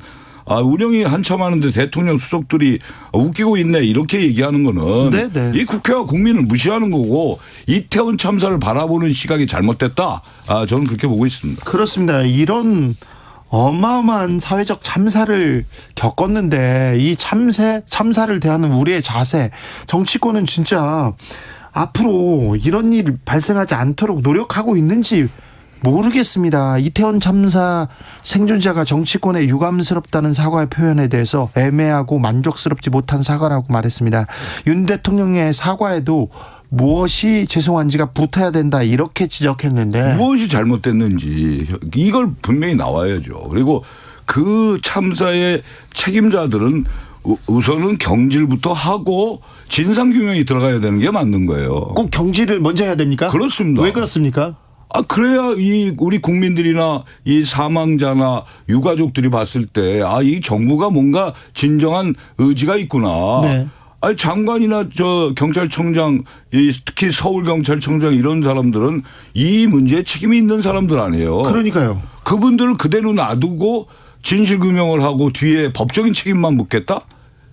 이건 아닌 것 같습니다. 아니 그분들이 진상규명을 하고 있는데 자기 부분은 덮을 거 아닙니까? 그러니까 셀프 수사라는 얘기도 나오고 있는데 네. 하여튼 저는 이 책임 있는 사람들은 우선 그 자리에서 물러나야 된다 이렇게 보고 있습니다. 그래요. 네. 모든 문제를 해결하고 물러나는 게 아니라 그럼요. 먼저 물러나는 게 중요하고 이런 참사가 난 거는 국정 쇄신부터 하는 게 우선 순서다 이렇게 보는 거예요. 행안부 관련된 자료는 안 오고 있습니까? 행안부 자료도 잘 안 와요. 안 줘요? 예, 아직까지 뭐 저희들한테 뭐 그렇다는 자료들이 별로 안 오고 있습니다. 경찰청 자료도 안 오고요? 경찰청은 일부는 왔고요. 네. 일부는 아직 안 오고 있고요. 네. 특수부는 수사를 잘하고 있습니까? 아무리 봐도 행안부 대통령실 안 하고 용산에서 머물고 있는 것 같아요. 지금 보면은 이제 특수본도 법적인 법리적 해석 속에서의 수사잖아요. 네. 그래서 지금 용산서라든가 또 하다못해 용산 소방서장까지 지금 입건을 해놓은 상태인데. 네. 여기서 끝날 부분이 아니에요. 이 부분은 이 컨트롤 타워의 전반적인 붕괴거든요. 네. 그 부분을 봐야 된다고 생각합니다. 용산 소방서장 이렇게 입건한 거는 어떻게 보십니까? 저는 굉장히 안타깝게 생각해요. 제가 현장에 2번 갔거든요. 그 중에 네. 이제 제가 용산 소방서장 만나서 그 쭉 상황도 설명 들었는데 용산 소방서장은 그날이 사실은 비번이에요. 예. 근무날이 아닌데 네. 빨리 보고를 받고 제일 먼저 현장에 간 사람이 용산 소방서장이에요. 경찰서장이나 다른 사람에 비해서 제일 먼저 왔죠. 10시 28분에 현장에 갔거든요. 그렇죠. 본인 근무도 아닌데 네. 가서 모든 걸 그분이 다 진두지휘하고 네. 이렇게 한 거를 우리가 볼 수 있는데 이걸 책임을 묻겠다고 하는 걸 보니까 정말 책임을 물어야 할 당사자들은 그럼 그날 당시에 어디 있었나. 네. 네. 책임을 져야 할 사람도 현장에 늦게 나타나고 늦게 보고받고 컨트롤 타워 작동이 안 됐고 이런 거거든요. 그렇죠. 용산구청장 그날 어떻게 행적이 어떻게 됐는지 예. 행안부 장관도 마찬가지고요. 그렇습니다. 그런 부분이 나와야 되는데요. 그런데 특수본에서 네. 계속 토끼 머리띠 찾으러 다니다가 이제 각시탈 또 소환 조사했다고 합니다. 예. 뭐 참사 경위를 따지려는 수사다 이렇게 얘기하는데 이게 본질을 가리는 수사력 낭비다 이런 지적도 있습니다. 어떻게 보십니까? 하여간 이 참사는 컨트롤 타워의 부재예요. 네. 서울경찰청장이 제 역할을 했는가? 네. 용산경찰서장이 제 역할을 했는가? 네. 또 이 행안부 장관이 제 역할을 했는가? 서울시장이 외국 출장 가면서 부시장한테 제대로 역할을 맡기고 갔는가? 이런 거거든요. 또 용산구청장 정말로 이분이 일차적 책임의 컨트롤 타워인데 이 과거에 2021년도 20년도에는 이 경찰서장 소방서장하고 다 대책회의를 했어요. 네. 이것도 안 했지 않습니까? 네. 그리고 자기 일정에 대해서 계속 거짓말로 일관하고 있고 이런 부분들이 책임이다. 저는 그걸 생각하고 있습니다. 컨트롤 타워의 부재 계속 지적하는데요. 네. 국정상황실은 대통령 참모 조직이지 대한민국의 컨트롤 타워가 아니다. 이런 답변을 했습니다. 김대기 대통령 실장께서. 네. 어떻게 들으셨습니까? 옛날에 박근혜 정부 때 청와대는 재난 컨트롤 타워가 아니다. 예. 세월호 참사 났을 네. 때 거의 비슷하잖아요. 그렇죠. 똑같죠. 네. 이거는 그리고 경찰로만 초점을 모으는 거 아닙니까? 그때는 해경이었고. 네. 그때는 해경이었고.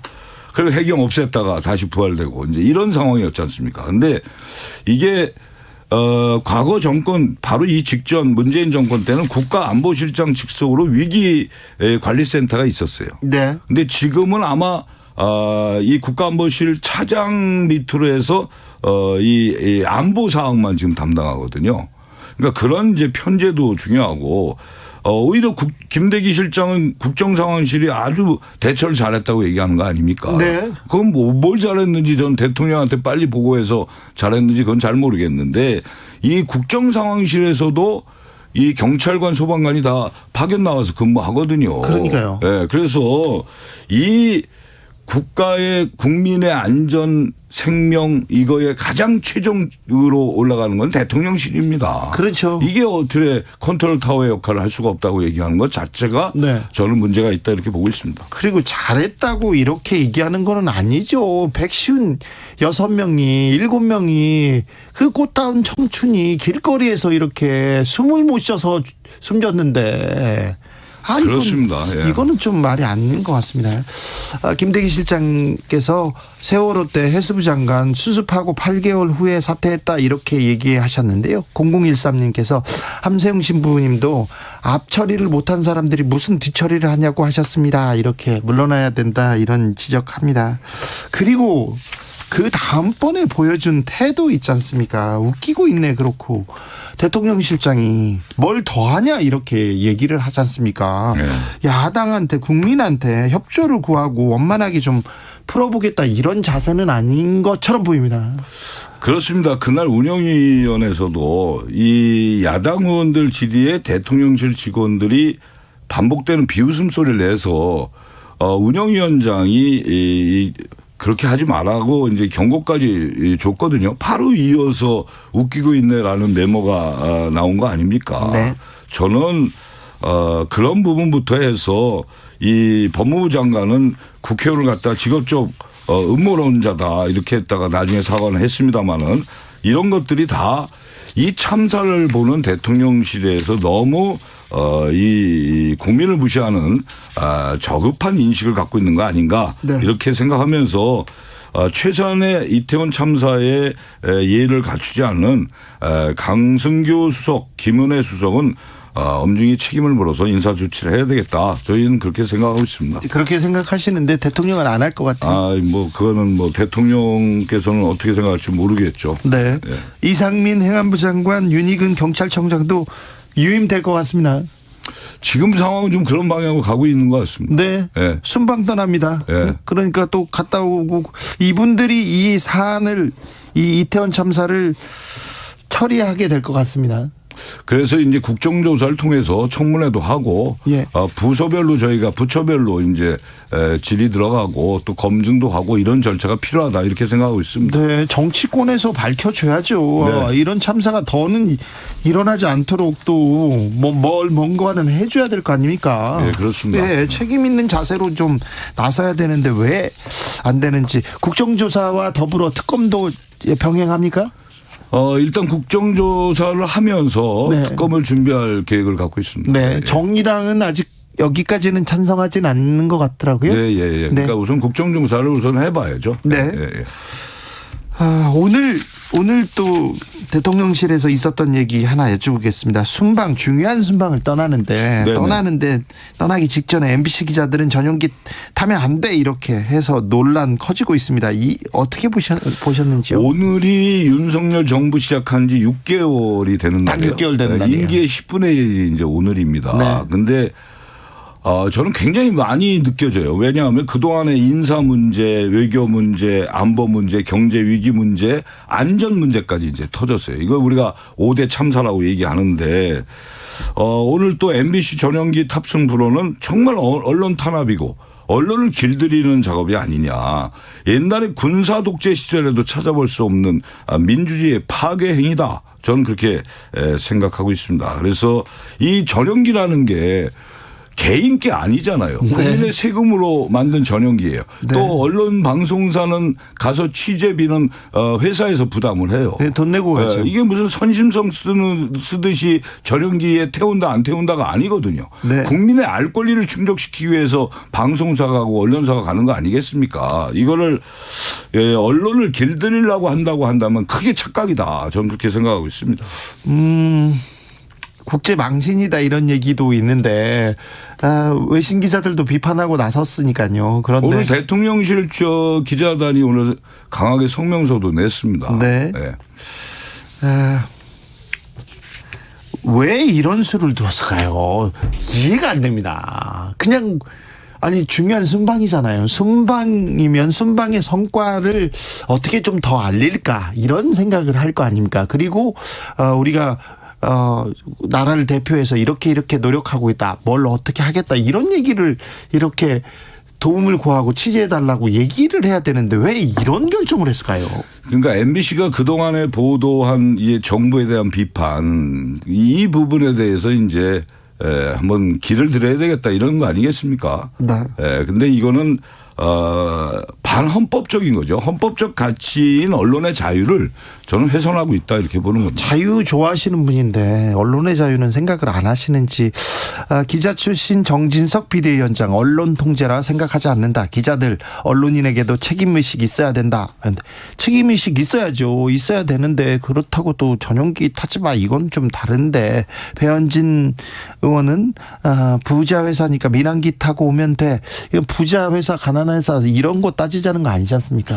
그러니까 이런 그 의원들 여당 의원들의 태도 또 총리의 태도 장관의 태도 그다음에 얼마 전에 있었던 대통령실의 수석 비서관들의 태도 이게 저는 정말 국정을 책임지고 하려고 하는 것인지 또 이태원 참사에 대해서 정말 어떤 인식을 갖고 있는지 그러니까요. 이게 정말 저는 중요한 거예요. 저는 그게 화가 나요. 지금 이태원 참사 이 사회적 참사를 어떻게 막을 것인지 왜 우리가 이런 참사를 만들어냈는지 이걸 따져야 될 때 아닙니까? 그런 뉴스가 나와야 되는데 그런 뉴스 하나도 없어요. 주요 뉴스에 그런 뉴스가 없어요. 점점 무한 책임진다는지고 했는데 다 누구도 책임지지 않고 빠져나가고 있습니다. 이거 정치권에서 꼭 이거는 좀 밝혀주셔야 꼭 되겠습니다. 바로 잡겠습니다. 네. 예.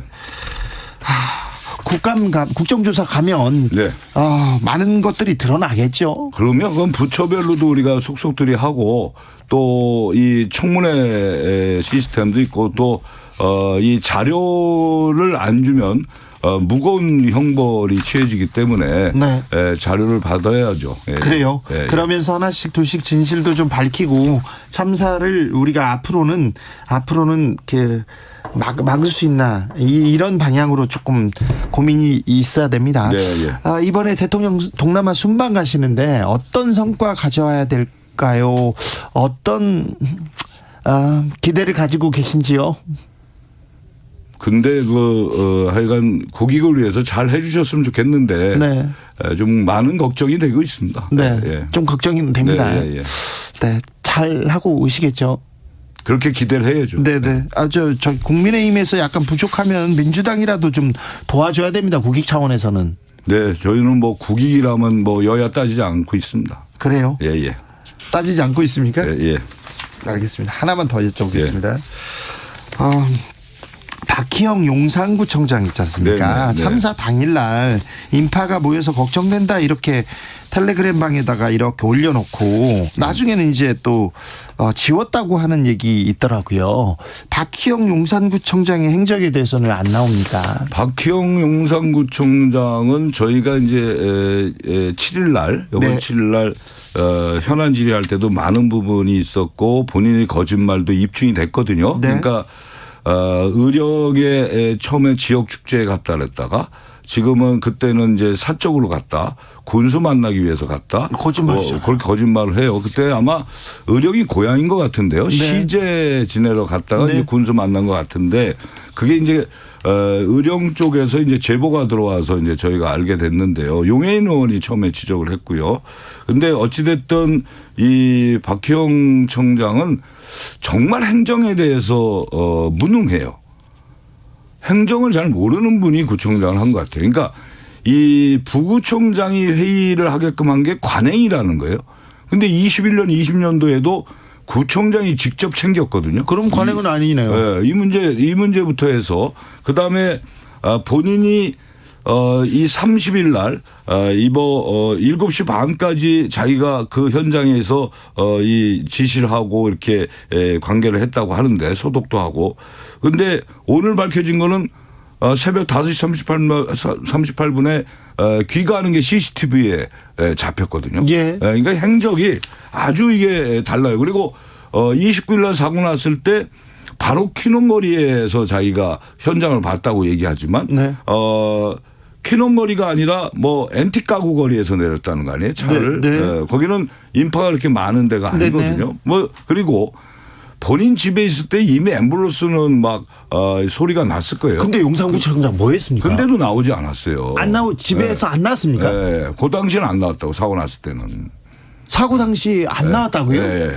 현장에? 10시 15분 그 시간대는 나오지 않았죠. 그래요? 네.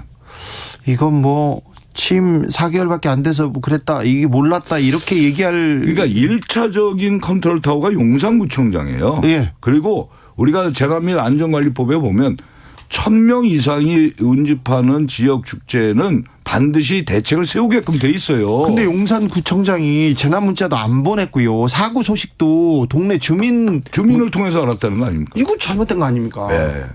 그러니까 용산구청장이 그러니까 용산 보건소가 이번에 또 엉망이었던 거 아닙니까? 보건소가. 사실은 이런 재난이 터지면 보건소가 또 컨트롤 타워가 돼서 병원 또 이 시체를 어떻게 이송할 것인가 이런 것들을 다 해서 이 연락을 하고 이걸 해야 되는데 이것도 안 그걸 됐죠. 못했어요. 네. 차량 통제도 안 하고 병원에도 못 옮기고 그랬는데요. 그런데요. 강제 수사권이 없기 때문에 국정조사를 해도 지금도 자료를 안 준다고 했잖아요. 네. 그런데 국정조사를 하는데 행안부랑 대통령실에서 자료를 또 안 주면 어떻게 합니까? 이건 어떻게 돌파하실 겁니까? 그러니까 이제 그럴 때는 그러니까 지금 저희가 상임위에서 하는 것보다는 국정조사를 하는 게 무겁거든요. 네. 자료를 주고 안 주고에 대한 이게 무거운데 만약에 그래도 자료를 안 준다면 이제 그렇게 되면 이제 특검으로 가는 수밖에 없는 것이죠. 그렇죠. 진실을 은폐하려고 하면. 네. 계속 노력하다가 안 되면 특검으로 간다. 네, 그렇습니다. 알겠습니다. 좀 잘 좀 밝혀 주십시오. 좀 명명백백히 가려내겠습니다. 네. 더불어민주당 김경웅 의원입니다. 이태원 참사 진상조사단장을 맡고 있습니다. 감사합니다. 네, 감사합니다. 정치 피로, 사건 사고로 인한 피로, 고달픈 일상에서 오는 피로. 오늘 시사하셨습니까? 경험해보세요. 들은 날과 안 들은 날의 차이. 여러분의 피로를 날려줄 저녁 한 끼 시사 추진우 라이브.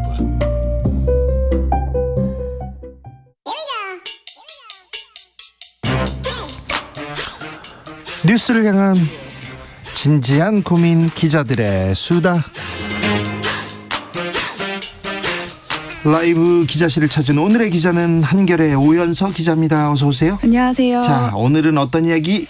대통령실에서 MBC 취재 배제 이런 논란으로 지금 기사가 좀 많이 났었죠. 지금 기자들 다 지금 다 이 소식 때문에 지금 뜨겁습니다. 네, 여의도도 오늘 이 소식으로 뜨거웠는데요. 네. 어제 밤에 이거를 출입 기자한테 직접 통보를 하면서 사실이 알려졌습니다. 네. 이틀 전이잖아요. 순방 출국하기 이틀 전인데 윤 대통령도 오늘 아침에 도어 스태핑에서 이게 국민들 세금 써가면서 가는 순방인데 그만큼 이제 국익이 걸려 있기 때문에 이런 결정을 했다. 이렇게 설명을 했습니다. 국익. 네. 대통령실에서도 이건 취재 제한이 아니다. 편의를 제공했던 거를 좀 이렇게 편의 제공을 좀 거둔 것일 뿐이다. 이런 식으로 지금 해명을 하고 있는 중입니다. 그게 제한이죠. 그렇죠.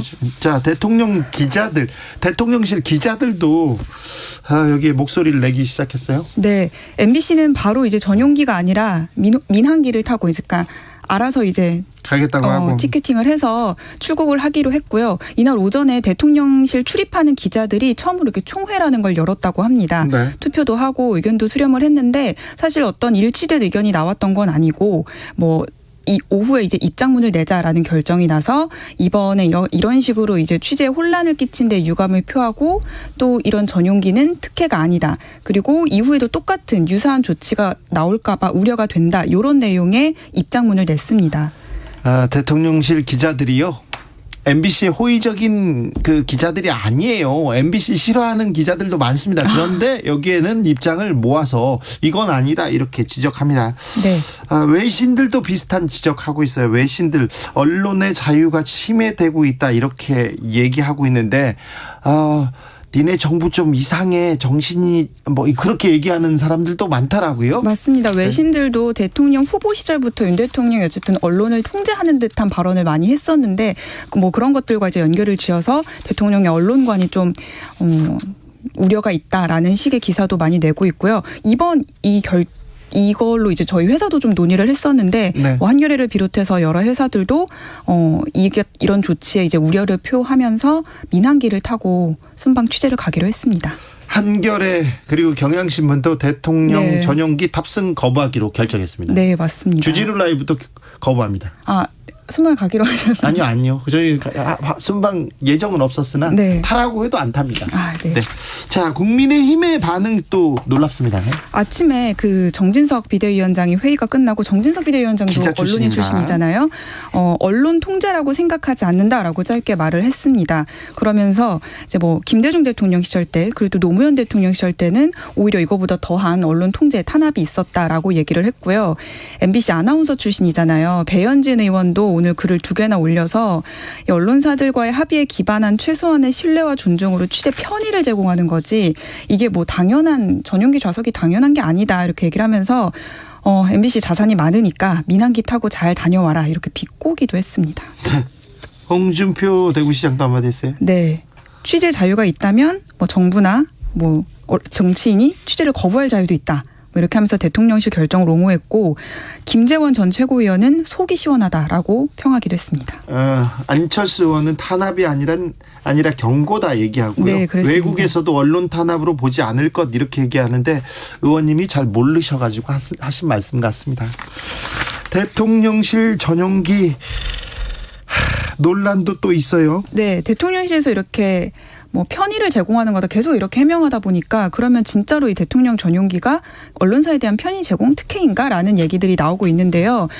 결론부터 말씀을 드리자면 언론사가 이렇게 전용기를 타고 또 대통령실에 뭐 예약을 하는 숙박이나 이런 걸 이용하긴 하지만 다 그거 나중에 비용 청구해서 비용 내는 예, 그런 거기 때문에 편의라고 보기는 좀 어렵고요.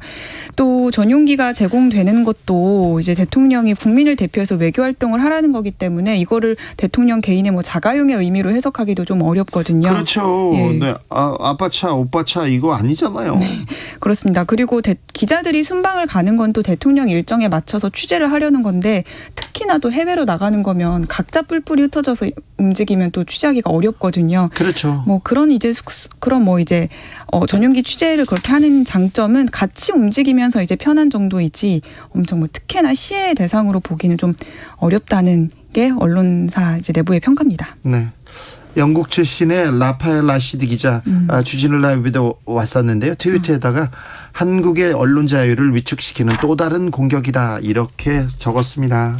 네, 외신에서는 이런 부분에 대해서 굉장히 좀 민감하게 받아들일 텐데 왜 중요한 순방을 앞두고 왜 이런 결정을 내렸을까요?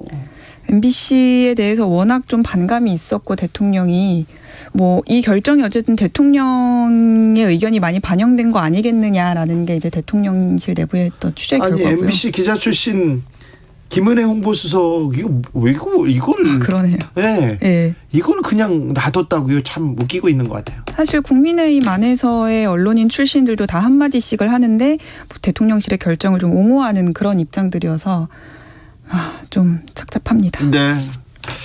왜 언론하고 싸우려고 하는지 참 대통령 지금 취임 6개월 됐는데요. 이건 아닌 것 같은데 생각을 해봅니다. 네, 좀 무리수라는 얘기가 기자들 사이에서 많이 나오고 있습니다. 외신 기자 클럽에서도 이야기를 냈습니다. 왜곡으로 간주한 보도를 이유로 해당 매체에 제한 조치를 내린 것은 내 외신 모든 언론의 자유에 대한 우려를 불러일으키고 있다고 지적했습니다. 외신에서 이렇게 지적합니다. 안철수 의원님, 네. 외신도 좀 읽어보세요. 네. 다음으로 만나볼 이야기는요? 네, 며칠간 좀 논란이 됐었던 김은혜 수석 운영위 국정감사 중에 있었던 웃기고 있네 그 메모 있잖아요. 네. 그 메모가 있은 뒤 한 이틀 정도 됐는데 이 불똥이 주호영 원내대표한테 튀는 모양새가 국민의힘 안에서 감지가 되고 있습니다. 그러게요. 네, 친윤계 의원들 중심으로 나오고 있는데요. 저희가 오기 직전에 좀 취재를 해봤더니 오늘 오후에 국민의힘에서 의원총회가 있었거든요. 네. 여기에서 윤석열 대통령 후보 시절에 수행 비서실장 역할을 했었던 이용 의원이 항상 옆에 다녔죠. 예. 뭐라고 했어요? 주호영 원내대표를 직접 저격했다고 합니다. 그래요? 우리가 왜 장관 하나를 못 지키냐 뭐 이런 말을 시작으로 해서 오늘 장제원 의원도 공개적으로 또 얘기했더라고요. 맞습니다. 걱정이 된다 이런 얘기를 했었죠. 이용 의원도 운영위원회에서 왜 김은혜 수석을 퇴장시켰냐. 우리가 뭐 과거 그 강기정 수석이 와서 했었을 때도 퇴장을 시킨 전례가 없었는데 왜 그렇게 했냐 이렇게 주호영 원내대표가 있는 앞에서 직접 저격을 했다고 합니다. 이용호는 대통령의 수행실장을 했고요. 그리고 또 과묵한데 직접 입을 열 정도로 이렇게 윤핵관들 그러니까 윤석열의 윤심이 지금 담겨 있다고 볼 수밖에 없는데요. 장제원, 이용 윤핵관들이 지금 주호영 좀 합리적인 사람인데 이걸 공격한다고요? 사실 퇴장을 하는 게 저희도 합리적인 판단이라는 생각이었는데 당 안에서 이렇게 부적절했다는 의견이 나온다는 것 자체가 저도 좀 의아합니다. 당 안에서는 그러니까 대통령실을 대표해서 나온 수석인데 그 2명을 퇴장시키는 건 대통령에 대한 모욕이다. 이렇게 얘기한 친윤계 의원도 있었고요. 이용 의원이 이렇게 공개적으로 중진 원내대표를 저격한 건 사실상 윤석열 대통령이 전한 메시지를 그대로 전달한 거 아니겠냐. 이런 게 당 의원들의 의견입니다. 언론하고도 싸우고 당에서 이렇게 합리적인 판단을 했다고 네. 지금 예. 주호영 원내대표하고도 지금 싸우자는 건가요? 뭐 이제 그런 걸로 이제 받아들여지는데요. 그렇게 이제 해석되잖아요. 해석이 되고 있는데요. 왜냐하면 이태원 참사 이후에 사실 야당의 공세가 더 강해진 상황인 거잖아요. 예. 뭐 장관 사퇴나 이런 것들에 대한 움직임도 계속 있는 거고 그런 상황에서 주 원내대표가 이렇게 퇴장 조치를 한 거는 대통령을 지켜주지 못했다라고 이 친윤계는 받아들이고 있더라고요. 그래서 주 원내대표가 사실 아까도 말씀하셨지만 좀 합리적인 이미지, 국민의힘 안에서 좀 무난한 리더로 평가를 받았는데 오히려 그런 점이 이렇게 좀 공세를 받는 상황에서는 대통령도 정부도 못 지켜주고 있다라는 좀 어떤 강성파들의 목소리가 더 커지게 하는 그런 상황이 초래된 것 같습니다. 민심을 알기는 아는 걸까요? 참 걱정됩니다. 대통령실의 이 판단 능력 보면 이 순방을 가는데 지금 순방에 찬물을 끼얹은 건 대통령실의 결정이었어요. 그렇습니다. 그리고 지금 퇴장이 가했다는 건가요? 그리고는 원만하게 해결하고 국회에서 타협하려고 했던 원내대표를 비난하고 나섰다고요? 민심을 읽고는 있는지 대통령실 취임 6개월인데 걱정됩니다. 네, 사실 원내대표가 당의 뭐 대표격 역할을 하는 거긴 하지만 상대당 그 야당과 같이 협상도 하고 좀 그런 역할을 하는 거잖아요. 그래서 어떻게 내가 싸울 수만 있냐 이렇게 주호영 원내대표도 주변에 그렇죠. 좀 토로를 한 걸로 전해졌습니다. 그러게요. 네, 애처로워 보이네요. 네, 좀 난처한 상황이 된 것 같습니다. 기자들의 수다 한결의 오연석 기자였습니다. 감사합니다. 네. 교통정보센터 다녀오겠습니다. 오수미 씨. 네, 시각교통정보입니다. 대구 부산 고속도로 부산 방향으로 생림 2터널 부근에서 발생한 화물차 화재 사고는 오늘 오후 4시 30분경에 있었던 사고인데요. 아직 처리 수습이 늦어지면서 남밀양을 지나면서부터 생림 2터널 쪽으로 정체가 극심해져 있습니다. 그리고 동대구에서 수성 나들목 쪽으로는 교통량이 늘어나면서 새롭게 밀리기 시작했고요. 수도권에서는 경인고속도로 인천 방향으로 부평 부근 1차로에서 승용차 사고가 있습니다. 이 여파로 정체가 이어집니다. 반대 서울 쪽으로는 서인천부터 부평, 부천에서 신월까지 막히고 있고요. 또 서원 분기점 지나는 데는 양방향에서 모두 밀리고 있습니다. 영동고속도로 인천 가는 길 여주 일대에서 공사 여파로 정체입니다. 이후 경인 지역에서만 총 정체가 27km 구간에서 이어지고 있는데요. 양지, 용인, 동수원, 북수원, 또 군자에서 도로 종점까지 구간 속도가 안 나고 있습니다. KBS 교통정보센터였습니다.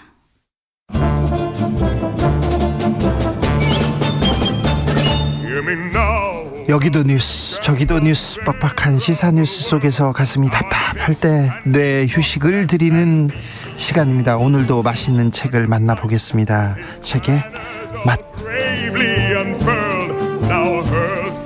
김갑수 평론가 어서 오세요. 예, 안녕하세요. 정선태 교수님 어서 오세요. 네, 안녕하세요. 잘 지내셨는지요? 잘 못 지냈죠. 네. 요새 뭐 잘 지내는 사람이 있습니다. 잘 지낼 수가 없어요. 네. 잘 지낼 수가 없어요. 그런데 참사 때문에 잘 못 지내는데 그래도 어른들이 그래도 책임 있는 사람들이 조금 책임을 지면서 그리고 이 참사를 수습해 가는 과정을 보여주는 것도 중요한데 그렇죠. 그런 모습을 보여주지 못해서 굉장히 조금 안타깝습니다. 매일 뉴스를 전하는데 매일 나아지는 걸 하나도 보여주지 못해요. 이게 뭐 어쩌려고 하는 건지. 그러니까 잘못을 저지른 것도 물론 나쁜데 네. 그 저지른 잘못을 어떻게든 모면해 보려고 끝없는 거짓말이나 책임 회피하는 모습은 네. 정말 사태를 악화시키는 거죠. 그러니까요. 네. 무력하게 만들어요, 사람을. 그리고 거기에 대해서 논쟁하는 거 보고 웃기고 있네라고 하다 들키는 것도 웃긴데 그걸 또 딴 말 했다고 그러다가 다른 각도로 찍은 카메라가 등장했어요. 오늘 나왔어요. 보니까 둘이 사담을 나누는 장면이 1초도 안 잡힙니다. 거짓말이죠. 그러니까 질의하는 의원 말에 웃기고 있네라고 한 게 맞거든요. 예. 다른 영상으로 잡혔으니까 그건 네. 확실하죠. 그러니까 이런 일련의 모습들을 보면 사람들이 참 절망을 느끼게 되죠. 그렇죠. 아무리 그래도 참사 앞에서 인간이 겸손해야죠. 웃기고 있다니요. 저는 불길한 예감에 시달리고 있는데 왜 그렇잖아요. 이미지든 뭐든 쌓아 올리기는 참 어려운데 민주주의든 뭐든 무너지는 건 순식간이라는 것. 언제 와르르 무너져 볼지 그 불길한 예감에 시달리느라고 잠이 잘 안 옵니다. 근데 저처럼 책만 읽고 살아야 할 사람이 나라 걱정하는 게 좀 이상하지 않습니까? 뭐 어디서부터 지금 잘못됐는지 얼마나 더 잘못되게 만들려는지 이게 또 좀 안타깝습니다. 아무튼 참사를 대하는 우리의 자세 항상 더 큰 문제는 무너지게 만듭니다. 뭐 세계 최고의 저출산이니 뭐니 이런 얘기 하잖아요. 근데 애써서 키워놨는데 그런 어렵게 키우는 이 젊은이들을 순식간에 150명을 이 죽음으로 몰아넣었다는 건 그건 용납할 수가 없어요. 뭐 좀 감상적인 얘기를 하자면요. 그 할로윈 데이에 참석할 만한 이제 연배가 아니기 때문에 저는 가본 적은 사실 없는데 네. 그냥 어릴 때 생각이 나요. 해외 토픽 같은 거 보면 서방에 잘 사는 나라 사람들이 이런 축제 같은 거 막 얼굴 분장하고 즐기는 거 보면 좀 꿈과 같고 우리한테는 있을 수 없는 먼 일 같았는데 이제 자연스럽게 우리 생활 공간에 어떤 축제로 젊은이들의 놀이로 등장했잖아요. 네. 아주 즐거워요. 네. 지켜보는 사람인데도 즐거워요. 네. 근데 이런 게 참극으로 끝나는 나라는 도대체 뭘 하고 있는 걸까? 네. 많은 사람들이 얘기를 하니까 네. 더 길게 덧붙일 필요는 없습니다만 이게 저는 책임자 뭐 사과란 말이 가장 듣기 싫어요. 왜 사과를 요구를 하죠? 책임을 져야죠. 책임을. 이 문제를 문제라고 느끼는 사람들은 사과 좀 요구하지 마시고 책임을 요구하세요. 책임을 어떤 식으로 질 것이냐에 대한 얘기를 해야지 뭐 사과라는 게 입 바른 소리나 하고 끝나가면 뭐 할 겁니까? 아마 잘못한 걸 인정하라는 뜻으로 사과라는 거 할 텐데. 사과도 안 하는데요. 그 뭐 사과는 볼 것도 없는 거고요. 책임을 지란 말이죠. 네. 사과도 안 해요. 자, 오늘은 어떤 책 만나볼까요? 네, 오늘은 우리 김갑수 선생님이 고른 책입니다. 김경집이 쓴 진기억의 10년 1960년대입니다. 1960년대를 고른 이유가? 예, 이 책 선택을 마침 그 12구 참사 전에 선택을 했기 때문에 약간 망설였습니다만 갑자기 생각해 보니까 이래요. 그 인류 역사에도 그 어떤 특정 시기가 있잖아요. 뭐가 분출하고 세상이 바뀌는. 근데 현대사의 결정적 시기로는 거의 모든 역사학자나 이런 사람들이 1960년대를 얘기를 합니다. 예. 구체제와의 그 단절과 새로운 이제 비약. 혁명적 도약을 했던 모든 것들의 출발점이 1960년대 10년이니까 그래서 저도 오늘 소개하는 책 이전에도 제목이 1960년대에 라고 돼 있는 책을 꽤 여러 권 읽은 기억이 있어요. 맞습니다. 근데 이게 국내 저자로서는 저도 처음 아주 반갑게 발견을 했어요. 정식 제목이 진격의 10년 1960년대 그다음에 이게 여러 사건 사고가 나열됐기는 하지만 희망의 시대예요. 인류가 자기 에너지와 뭔가 집단 정서를 긁어 모아서 어디까지 한 시대를 만들 수 있느냐의 각종 모습들이 이때 다 펼쳐지거든요. 근데 잠깐 이제 키워드로 얘기를 하면요. 이 1960년대보다 한 20, 30년 전에는 사회주의 혁명이 인류의 희망이었어요. 네. 러시아가 소련으로 하고 그다음에 이 중공이 등장하고 그때는 이제 그 이후에 이 전체주의가 되는 건 몰랐던 시절이니까 그때 주로 해방을 얘기했거든요. 사회적 신분, 계급으로부터 해방. 근데 이 책 1960년대를 일관한 키워드, 즉 서방 진영, 1950년대 풍요를 토대로 해서 1960년대 전체가 거대한 변혁의 시대였던 60년대를 일관한 단어는 자유입니다. 자유. 지금도 요즘 자유 많이 들리지 않아요? 네. 예. 요즘 저하고 다른 것 같습니다. 같은 자유예요. 같은 자유. 예, 이 자유란 키워드는 자유, 저항, 청년 정신 이 셋을 키워드로 합니다. 이 책에 있는 내용이에요. 따라서 자유를 외치는 건 굉장히 바람직한 겁니다. 자유는 두 가지에 대한 자유인데 첫째, 권력의 속박으로부터의 자유. 권력에 저항하라라는 겁니다. 또 하나는 물질의 속박, 물질의 예속으로부터의 자유. 그렇기 때문에 정말 자본의 노예가 되지 말자라는 게 이 시대 정신이에요. 그러니까 지금 자유라는 게 공공의 장에서 많이 얘기된다는 건 우선적으로 그 권력의 억압으로부터 저항하라는 뜻입니다. 저항을 하라. 그리고 진격의 10년 1960년대는 바로 그 자유, 저항, 청년 정신이 결합돼서 과연 어떤 일들을 만드냐를 한 몇십 가지의 이제 사건별로 쭉 설명을 하고 있는데 다행히 한국 저자여서 우리가 접근하는데 굉장히 낯익습니다. 한국 상황부터 시작을 하니까. 네. 1인당 소득 1,000불이 국가 최고의 지상 목표였고 저 어릴 때 그랬는데 이 저자가 보니까 저랑 동갑이더라고. 근데 1,000불이라는 건 상상을 못하는 너무나 잘 사는 나라의 금액이기 때문에 좀 꿈 같다 이렇게 생각을 했어요. 근데 지금 우리가 32,000불입니다. 그러니까 그 격차. 책 맨 뒤에는 저자의 후기가 실려 있는데 나의 1960년대라고 그래서 지나간 시절의 회상이 좀 있죠. 이 책의 구성이 재밌어요. 맨 앞에 이 4.19로 시작해서 네. 이 김주열이라는 그 마산에서 고등학교 다니던 젊은이 남원이 고향이었죠. 네. 4.19로 시작해서 전태일로 끝납니다. 전태일이 1969년에 쓴 일기로 마무리가 돼요. 네. 그리고 그 안에 17개 테마를 음악적 형식으로 구성해 놨습니다. 네. 대단히 흥미로운데 조금 전에 말씀하셨듯이 자유와 저항이 키워드이기도 하고 또 청년입니다. 근데 청년에 주목하고 싶은데 요즘 우리 청년들이 이 책을 꼭 읽었으면 좋겠어요. 네. 이 비틀스부터 시작해서 68 프랑스 혁명. 68 혁명. 여기까지. 그게 정점이죠. 68 혁명이. 정점이죠. 그래서 이 반전 문화에서 반전 운동에서 자신들의 문화를 창안하는 지점까지 나아갑니다. 그래서 이 음악 구성도 재밌고요. 그리고 전 세계를 아우릅니다. 베트남 전쟁 그리고 아프리카 독립부터 동유럽 프라하의 봄 그리고 오스트레일리아 백호주의 문제까지 다양한 그 꼭지들이 있는데 일종의 세계사의 성찬 같아요. 네. 한 음식으로 비유하자면은 그 성찬을 받아놓고 어떤 것부터 먹을까 싶을 정도로 고민될 정도로 재밌습니다. 5405님께서 68혁명이라는 단어가 눈에 들어옵니다. 요즘 우리 스스로를 바라보면 억압을 거부하고 바로 세우려 애쓰는 듯한 그런 기분이 들거든요. 얘기합니다.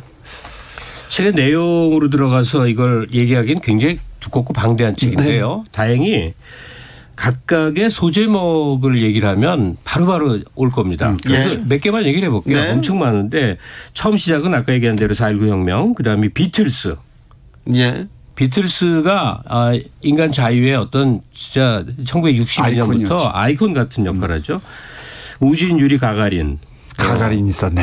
예. 가가린 26에 우주로 향했답니다. 일본에서 벌어진 미일 안보 투쟁, 일본 청년들이 그냥 다 들고 일어났던 거죠. 예. 그밖에 뭐 굉장히 이제 쭉인데 우리한테 익숙하지 않은 것도 있는데 그 캐서린 존슨과 로자 파크스 이거 보면 다시 한번 섬뜩하죠. 1950년대까지 흑인들이 어떤 취급을 받고 살았는지 거기에서 여성 흑인 그 지식인들, 수학자들이 그 과정에서 어떤 노력들을 했는지 뭐 마오쩌둥의 대약진 운동 실패, 베트남의 독립과 분단, 폴란드 저항과 헝가리의 혁명, 쿠바 혁명, 알제리 전쟁, 백호주의, 뉴레프트와 비트 문화, 드골과 프랑스 청년들 뭐 쭉 나옵니다. 미나마타 병이라고 일본에 유명했던 공해 물질 얘기도 있고, 박정희와 케네디, 미국의 청년 문화에 끼친 비틀스, 뭐 스탈린 사후에 후르쇼프의 약진. 후르쇼프 우리 때는 후르시초프라고 그랬는데 요새는 후르쇼프라고 표기를 바꿨더라고요. 그 밖에도 뭐 중동 전쟁 얘기, 위대한 프랑스에 대한 얘기, 흑인 민권 운동, 아니 뭐 계속 있는데 조금 연배가 있으신 분들은 사건 하나하나마다 다 여러 뉴스를 통해서 팍팍 접했던 기억이 있을 겁니다. 그럴 텐데 젊은 사람들은 1960년대 모르잖아요. 1960년대에서 뭘 배우면 좋을까요? 왜 이 책을 골랐을까요? 네, 맨 앞에 말씀하셨는데 이 좌파든 우파든 그 권위에 저항하는 젊은이들의 이 청년 정신 이걸 좀 눈여겨봐야 될 것 같고요. 그 기존 그 기성의 권위나 권력에 비판하면서 자신들이 나아갈 수 있는 공간을 창출해냈다는 거죠. 그래서 여기 이 60년대는 하나의 가능성의 지대 같아요. 그래서 그 과거 시대와 단절하면서 비약을 준비한 도약대를 마련했다는 점에서 60년대는 참조할 지점이 많을 것 같습니다. 그러니까 60년대면 벌써 한 40년 전 아니 50년 더 됐네. 50년이 더 됐네. 근데 꽤 오래전이니까 그때 20대와 지금의 20대는 물론 다르겠죠. 근데 이제 굳이 공통점을 찾아보자면 그 60년대 20대들도 앙시앙레짐, 구체제와 결별하고 새로운 시대를 만드는데 누구에게 기대를 하지 않고 자기들이 그냥 뛰쳐나와서 해버렸거든요. 네. 그렇죠. 근데 지금 한국 또는 세계사에서 이 세상에 여러 가지 문제를 느낀다고 한다면 그것을 누구에게 촉구하지 말고 자신들이 당사자가 돼서 직접 행동을 한다.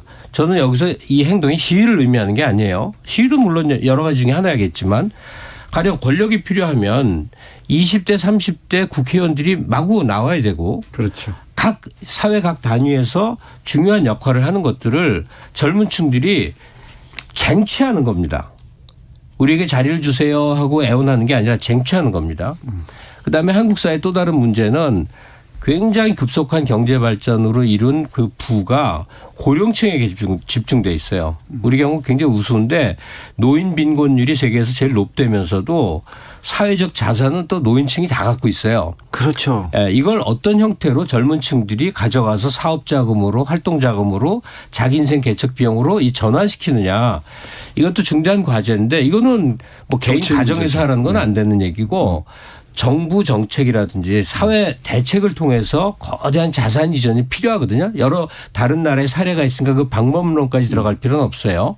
근데 젊은 세대들이 경제권의 중심체가 되도록 엄청난 이 변화가 또 필요한 것이고요.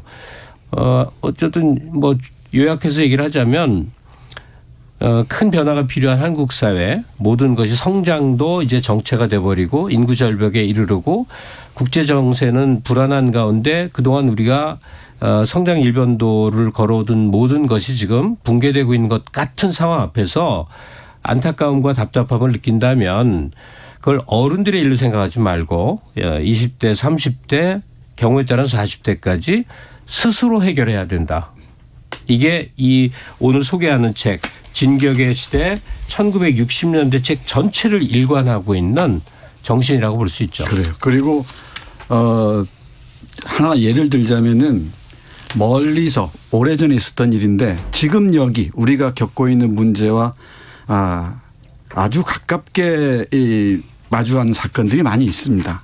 하나 예를 들자면은 샤를 드골이라는 프랑스 대통령을 잘 아실 겁니다. 이 사람은 항독 그 전선에 나섰던 레지스탕스였고요. 그리고 이 친독파를 처단해서 프랑스에서 국민적 인기를 얻었던 사람이에요. 60년대 접어들면서 권위주의자가 되고 아주 오만방자해집니다. 그리고 조금 전에 말씀드렸던 68혁명을 이끈 젊은이들을 진압하고요. 그런데 결정적인 문제가 있습니다. 제가 한 문장 읽어드릴게요. 제가 무슨 문장인지는 여러분들이 판단하시기 바랍니다. 오늘 있었던 일과 연관이 됩니다. 드골의 통치는 여전히 권위적이었다. 그는 언론을 철저하게 통제했으며 특히 방송은 친정부 논조로 철저하게 길들였다. 그는 자신에 대한 비판을 매우 싫어했다. 드골은 방송이 당연히 그리고 반드시 정부의 목소리를 전달해야 한다는 입장으로 일관했다. 사실 그는 활자 매체인 신문과 잡지에는 관대한 듯 보였지만 그건 방송에 비해 상대적으로 했을 뿐 드골 자신은 신문을 불신했고 방송만 장악하면 여론을 통제할 수 있다고 믿었기 때문이었다. 근데 드골은 우리가 알아야 할 건 드골은 오만하지도 않았고 무지하지도 않았고 포악하지도 않았어요. 그리고 그 권력을 쟁취하는 데까지 거기까지 걸어온 길이 그렇죠. 존경을 받을 만한 도덕적 정당성을 지니고 있었죠. 뭐 우리나라 치면 김구 선생이 대통령 된 딱 그 모습이에요. 자, 이 책 얘기로 잠깐 들어가겠는데요. 책 표지에 큰 표가 하나 이렇게 적혀 있습니다. 금지하는 것을 금지한다. 주진 씨 잘 알 텐데. 68혁명의 대강령이죠. 60년대 시대 정신을 한마디로 표현할 때 금지하는 것을 금지한다 이거죠. 그리고 내용으로 들어갔을 때 68혁명 얘기는 여기저기 깔려 있으니까 보시고 제가 제일 재밌게 읽은 부분만 좀 소개하겠는데 히피에 대한 얘기입니다. 저도 히피 물어보고 싶었어요. 60년대 히피들 이제 사랑의 썸머. 자유 폭발적인 에너지가 폭발하지 않습니까? 그때 히피는 반문명이에요.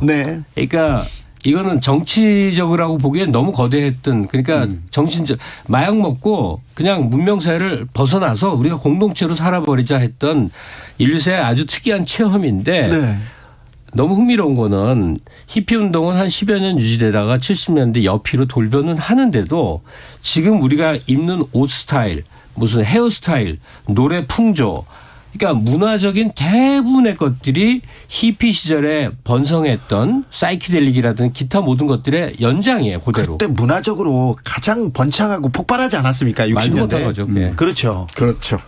여기 그 관련지어서 말씀드리면 아마 제임스 딘이 주연한 이유 없는 반항 아실 겁니다. 55년 영화. 그걸 비롯해서 문학 좋아하시는 분들은 잘 좋아하실 텐데 잭 케루악의 길 위에서 그리고 긴즈버그 시인의 울부짖음 이런 청년 문화 그리고 그 락의 전성기 아닙니까? 락 음악 좋아하시는 분들은 60년대에서 빠져나오기 힘드실 텐데 이런 청년들이 그 세계를 비판하면서 새로운 세계를 끌어가려는 노력을 보여주는데 결정적인 그 방향성 중에 하나가 문화적 그 변신이었던 것이죠. 그러니까 정치혁명과 전혀 다른 길로 문화를 통해서 세상을 바꾼다는 히피들의 거대한 움직임이 있었는데 그것이 뭐 새로운 나라를 만들고 혁명을 일으킨 게 아니라 사람들의 생활 문화에 너무나 광범위하게 영향을 미치고 있어요. 사실 주진우 씨 저 분위기도 사실 히피의 연장이거든요. 약간 저는 그래서 1960년대 산 선배들 있잖아요. 부러워요. 그때는 자유롭게 뭐든 다 할 수 있었을 텐데. 인간의 이제 실험 정신이 극대화돼서 할 수 있는 모든 짓을 다 한 거. 지금 보면 미친 짓 같은 거 투성인데 그 결과물이 지금의 질서를 또 낳기도 한 거죠. 그러니까요.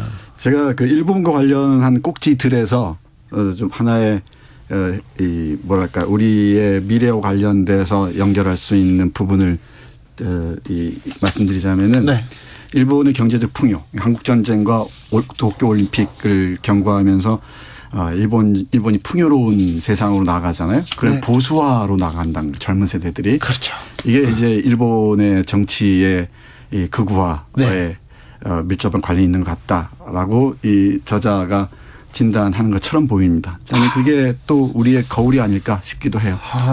되새겨봐야 될 부분이 많습니다. 60년대에서 배울 게 많네요. 아주 많습니다. 내용으로 들어오니까 자꾸 역사책처럼 되는데 물론 일종의 역사서일 수도 있으나 그러니까 한 시대를 그 거대한 시대를 만든 기원전의 차축 시대, 산업혁명 시대 이런 관점에서 오늘의 우리는 1960년대의 결과물이다. 진격의 10년 1960년대 잘 읽었습니다. 김갑수, 정선대 두 분 감사합니다. 고맙습니다. 저는 내일 오후 5시 5분에 돌아오겠습니다. 주진우였습니다.